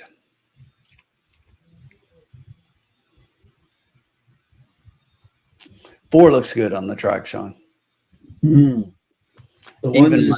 Even money now on the 4.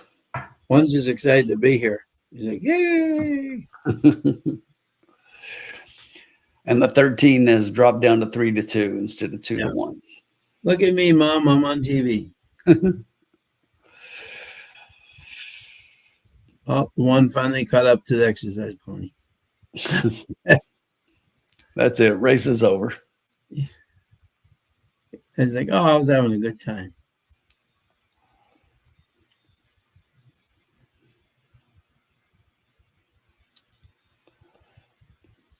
Zero minutes to post.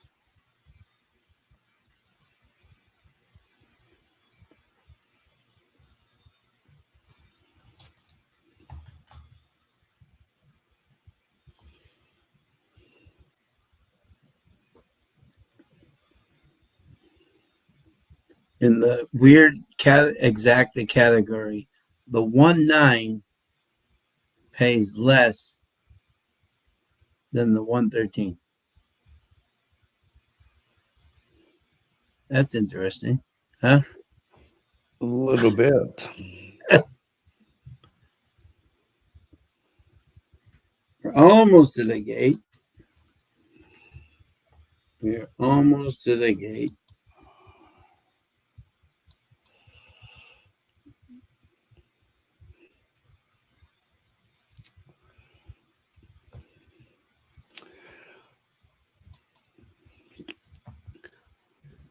I know he's probably not watching our show right now, but happy anniversary to Barry the Sniper Spears out there. Yeah, exactly. Into Good the break formula from the too. middle. The 4-horse is going to take them into the first turn, just outside that one in second.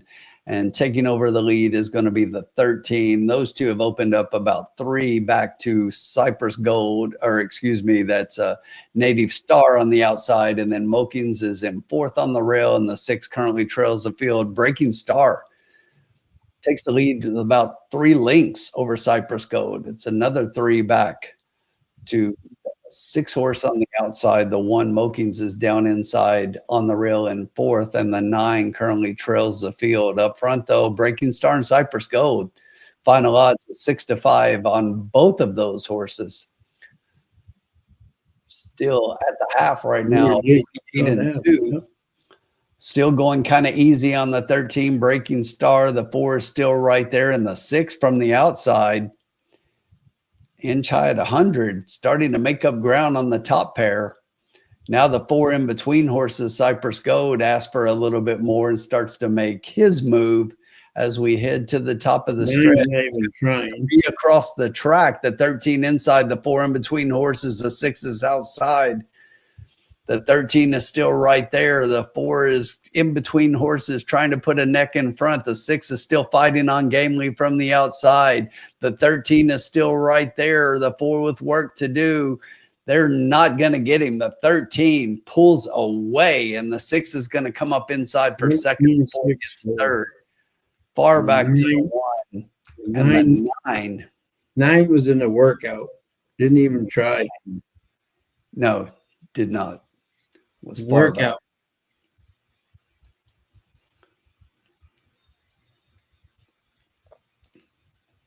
Six to five, 7-2, and 6-5. See, I'm not. I mean, usually, folks, in this, yeah. I mean, in this race, I'd be. This would be a clear. I'm trying to get like one last like food beverage before the races are done. But you know what I'm saying? I'm just trying something to make money there, you know? Well, unfortunately, Sean, I wasn't rooting for this, but I actually have that one. Yeah, no, exactly. But I'm trying to get us up. You know what I'm saying? Like Yeah, I'm no. not, like, I had 13, 4, 6, and I keyed the 13 with the 4 and the 6. So yeah, I had 13, 4, 6, 9. But I'm like, yeah, try the star guitar to, you know. Yeah, that was James, the 13 won. The 6 came in 13-1. second, and the 4 was third. Yeah. The 1 got up on the rail in fourth. When I hate a race, I win. Not the first time for sure. But the reason I said I hate it was I thought it was super chalky. Yeah, me too. Yeah, Well, that's why I tried. When you win a race and you win at these odds, I mean, what am I going to win? A couple bucks? That's what sucks. That's why I hate it. Right. And I'm not trying to make. I don't like betting bets where I'm even chalk. You know, and everybody in the building is boxing the 3 horses, so you know it's going to be. You know. Yeah, it's not going to pay anything. Although the 13-6 pays 13.20 for 2, so that's not bad. Yeah, it really isn't. Yeah. Maybe I should have thrown. So we might get 25 for 50 cents. Yeah. Paul. There's the scratches are off the turf. Yep. No, still better than being wrong. Absolutely. Oh yeah, totally agree with that 100%.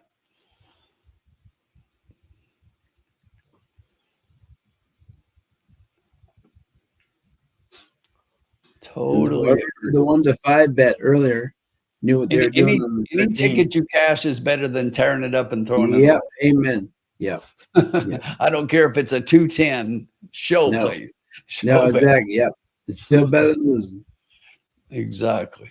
It's still better than losing.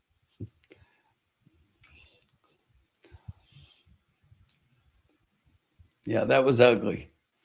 So $20 for $2. What was it? $22. 20 at $5.50 for 50 cents. So $22. Oh man, I should have done that then, darn it. That would have been better, you know?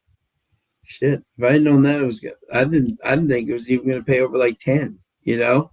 Yeah. I would have done just that, yeah. But I would have just done what do you call it?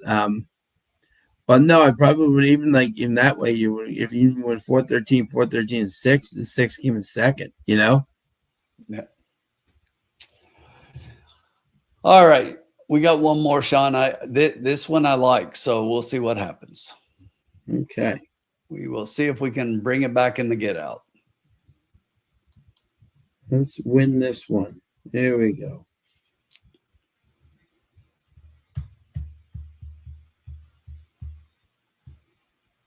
Zipping Molly. Pipsqueak. Let's see here. All right. 6 furlongs, claiming 4,000 for fillies and mares, which have not won a race since January 31st. And here we go.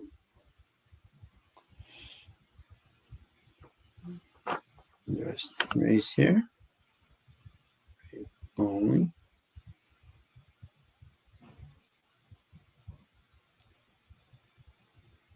And Rodriguez is aboard.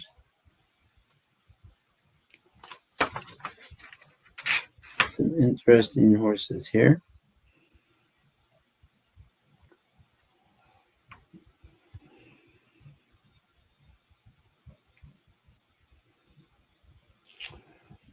So is this open or is this state bred? This one, Open. open. Yeah. Fillies and mares which have not won a race since January 31st, or which have not won 2 races since July 31st.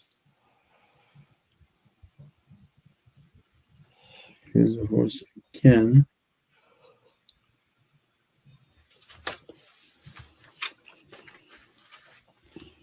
Yeah, I think the board's kind of got the race right now. Which one? The last race? Yeah. I don't know. I got an opinion here that goes against the board. Yeah, right. No, exactly. Yeah. Let me see here. Interesting. Some speed in here, you know. Just a number, Paul. So, Paul, if probably won't see you before then. So, unless you stop in Tuesday night and our Tuesday night lights, but happy birthday to you. Yeah, happy birthday, Paul. Coming up there, the big 5-0, Sean. The big 5-0.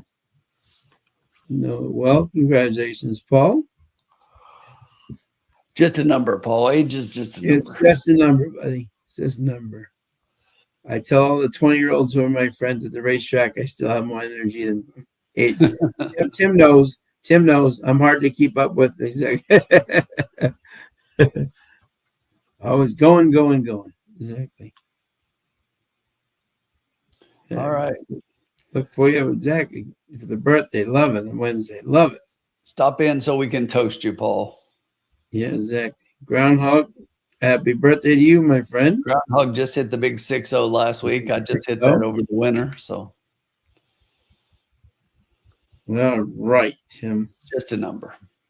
Here we go. Okay. I'm surprised, Sean. Every time I've had an opinion here of late, my horse gets bet down and turns out to be almost nothing. But yeah. So here's the formula picks. He had a nice code super earlier. So in here he's won 4-7-8-6. Formula, you do not have my top pick in your 4. Wow. Okay. Interesting. Okay. Yeah. Okay. Looking at this here. 8-6. Okay. Well, interesting. We have a horse here who either likes to win or he doesn't, you know. Trying to figure out who that is there, Tim. All right. Looking to doubles. Okay. All right. Here we go, Tim. You ready? Let's have it. Here we go. I'm going for a bit of an upset here. It's feast or famine for my horse here. But I'm trying to get an upset here. My first pick will be the 1 Katie's Factor. Isai Gonzalez Dominguez almost won in this horse last time at Louisiana Downs. I'll throw his last race at here against 7,500 in the slop, completely out. Stepped slow, flattened out, just didn't like the slop. So you throw that race out, and the horse is I'm going to throw that slop race out, and the horse is 3 for 5 at Evangeline, and Dominguez stays with him, and Dominguez has done well with him where he's been. He's coming third, first, third, second, so he's always there with him. So I like the fact that Katie's maybe at a price here, 8-1. The Factor baby could be a spring a bit of an upset here. Second was the 4 Brave Ollie. I did like this horse. Evangeline is 6 out of 10 in the money, and does run good races here and has won at this level here. And my the 8 Pipsqueak, I think should be very tough on the outside. 5, only 2 out of 8 wins though at Evangeline, so it does have 3/3, but I like them underneath. And then of course Zipping Molly, who is 10 out of 12 in the money. Have to respect them dropping back down to the 5,000 where they had won, but and running 7,500 but a lot in state bred. So going back out to open company could be a little tougher. So I had the 7 and 4th. So I was 1, 4, 8, and 7. All right. You want to hear my 4 numbers? Yep. You were 1, 4, 8, and 7. Yep. I am 1, 4, 7, 8. Love it. So yeah, I'm on the 1. Yeah, and me look, too. the 1 showed good speed last time, second off a layoff. Now we're going third off a layoff. Basically, you got third time with the trainer, as Sean mentioned. That this one last time at Evangeline was in the slot, but look at the dirt record of this horse. This horse is 7 for 11 in the money on the dirt fast. Okay. So, and the speed figures, if you look into back and you're looking at that slop number and you think it's not very good, the speed figures of this horse on the fast track are much better than on a wet track. So this horse doesn't like the wet going. So I'm willing to forgive that one and think that this horse could move forward here. 3 for 6 at Evangeline, Sean. 50% of the time this horse wins. Okay. Yeah. So I'm going to give her a nice shot here. I think that she's got the speed from the 1 hoe to get out there and really give the 4 a run for the money. I do think the 4 is a horse to beat. I'm trying to beat the 4 with the 1. I think the 4 also has some speed, but the 4 is coming off a long layoff. And I look at the works, and the thing that concerns me is we've got a June workout, nothing since, and nothing on the form here before that since March. Now, a lot of times, a lot of these people do private works and things to where they don't show up. This horse does have some early speed and could show that, but has been away from the track for a little bit. So to me, I think it's more of a play against. When I look at the 7 outside, I like the 7 a little bit more than the 8 horse. But I think the 8 horse right now, to me, at 6 to 5 is a little bit of an underlay. So I don't like that at all. Plus, we're going 6 furlongs. And when I look at the 8, 1 for 2 at the distance and everything, but I think this horse wants further. And, normally it looks like the 8 is going to be further back and going to be coming. And that hasn't been a good recipe tonight. This horse doesn't have the early speed that these others do. So I think the 7 is better than the 8 because the 7, she's probably going to be setting a little bit of a better trip and be in front of the 8 as those two try to close up on the others. But I do like 1 and 4 up front. Yep. Curtis got a tri-key 8 with the 1, 3, 4, 7. Good luck, my friend. Bob's picks are 1, 3, and 4. Tool time selections. I just looked. They just come up on the screen. 8, 1, 4, 7. Okay. So he is going for the 8 on top, but then he's got 1, 4, 7, which is the way I have it. I've got 1, 4, 7, 8. Yeah, exactly. Yep. So let's try to get the chalk out of there and take the others in that order. 1, 4, 7. I like it. Yeah, I like it.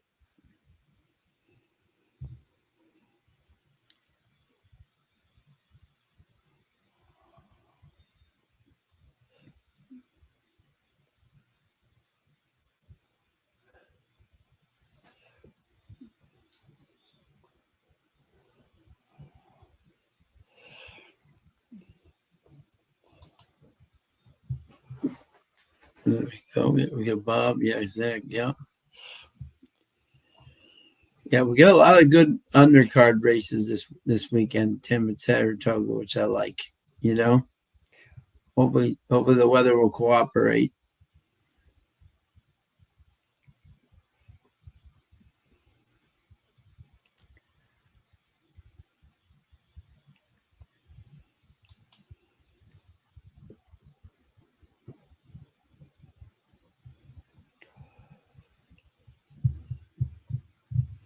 And I believe, is this the weekend that my girl Katie Davis goes to Ascot to represent the U.S.? I think she does. Paul's like, he's got 11-year. What bed do we like here? So we're still going through You're going through the motions, yeah. going through everything here. Paul, we'll have ours up here in a little bit. Sean and I both like the one on top of the 4. Yeah. And then we differ in our order underneath those 2, but we both got the 7 and 8 just in a different order.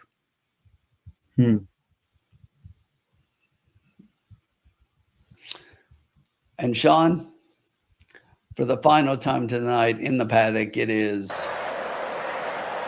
Riders up! Riders up time.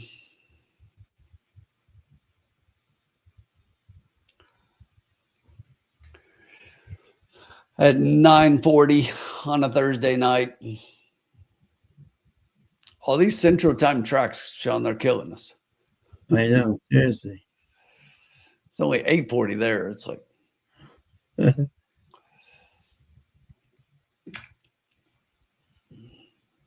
wow. The 7 is like totally washed. Yeah, I saw that. Yeah.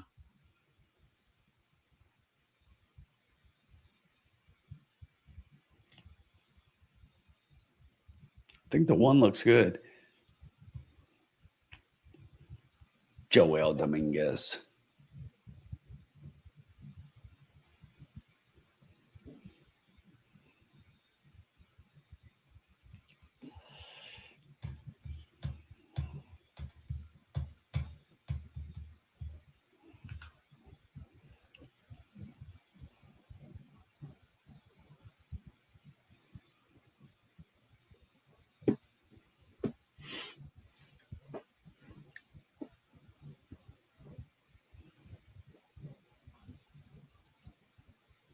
Let's see. Yeah. This 3 is plenty live, Dan says.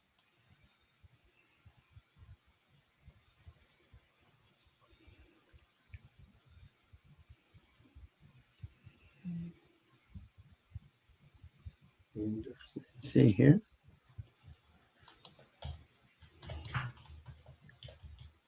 Can't see the track till I put a bet on. Oh, weird. So you can't see the track until you put a bet on it? That's interesting.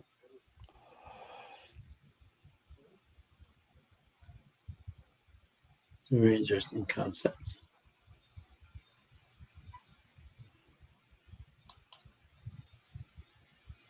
One is down to 5-2 now, Tim. Yeah, dropping a little bit. So a solid second favorite in here to the 8. Yeah.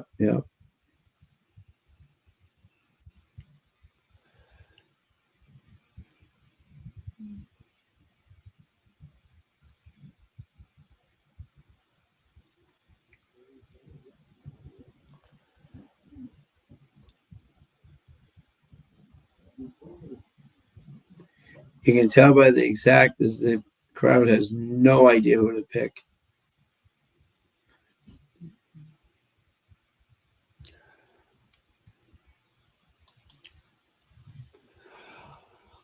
All right, Sean, we're 0 minutes to post. So let's do this. What do you say? Let's do it. Yep.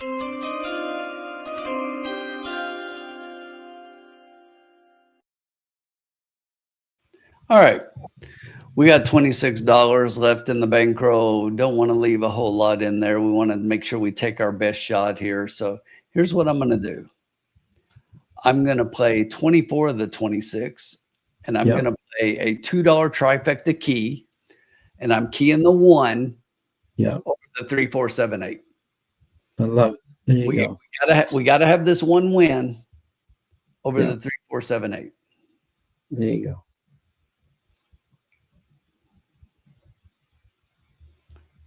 Love it.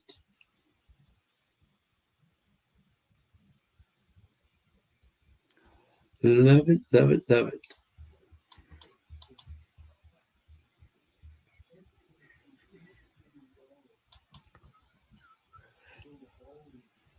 Love it.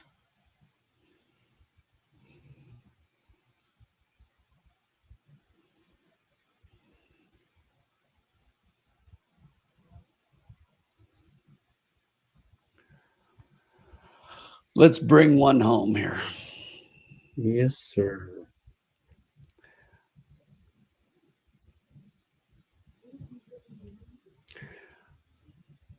The 8-1 right now, Sean, is paying 1660 as the favorite over the second favorite with the 8 on top. But if you put the 1 on top, it's 2240. Well, it's not bad at all. $2. So yeah, if we get that over one of our horses for a try, get a little bit of our bankroll back tonight.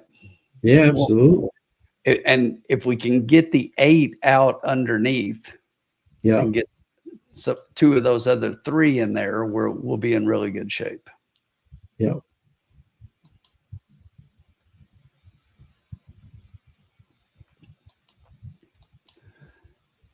We are loading up. Last race of the night.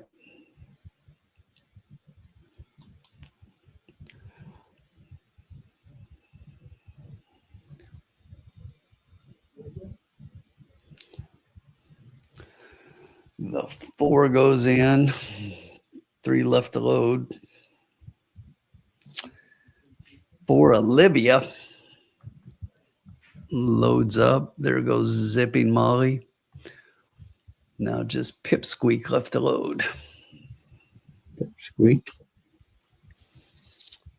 All set for the finale. Il Sombardi from the outside.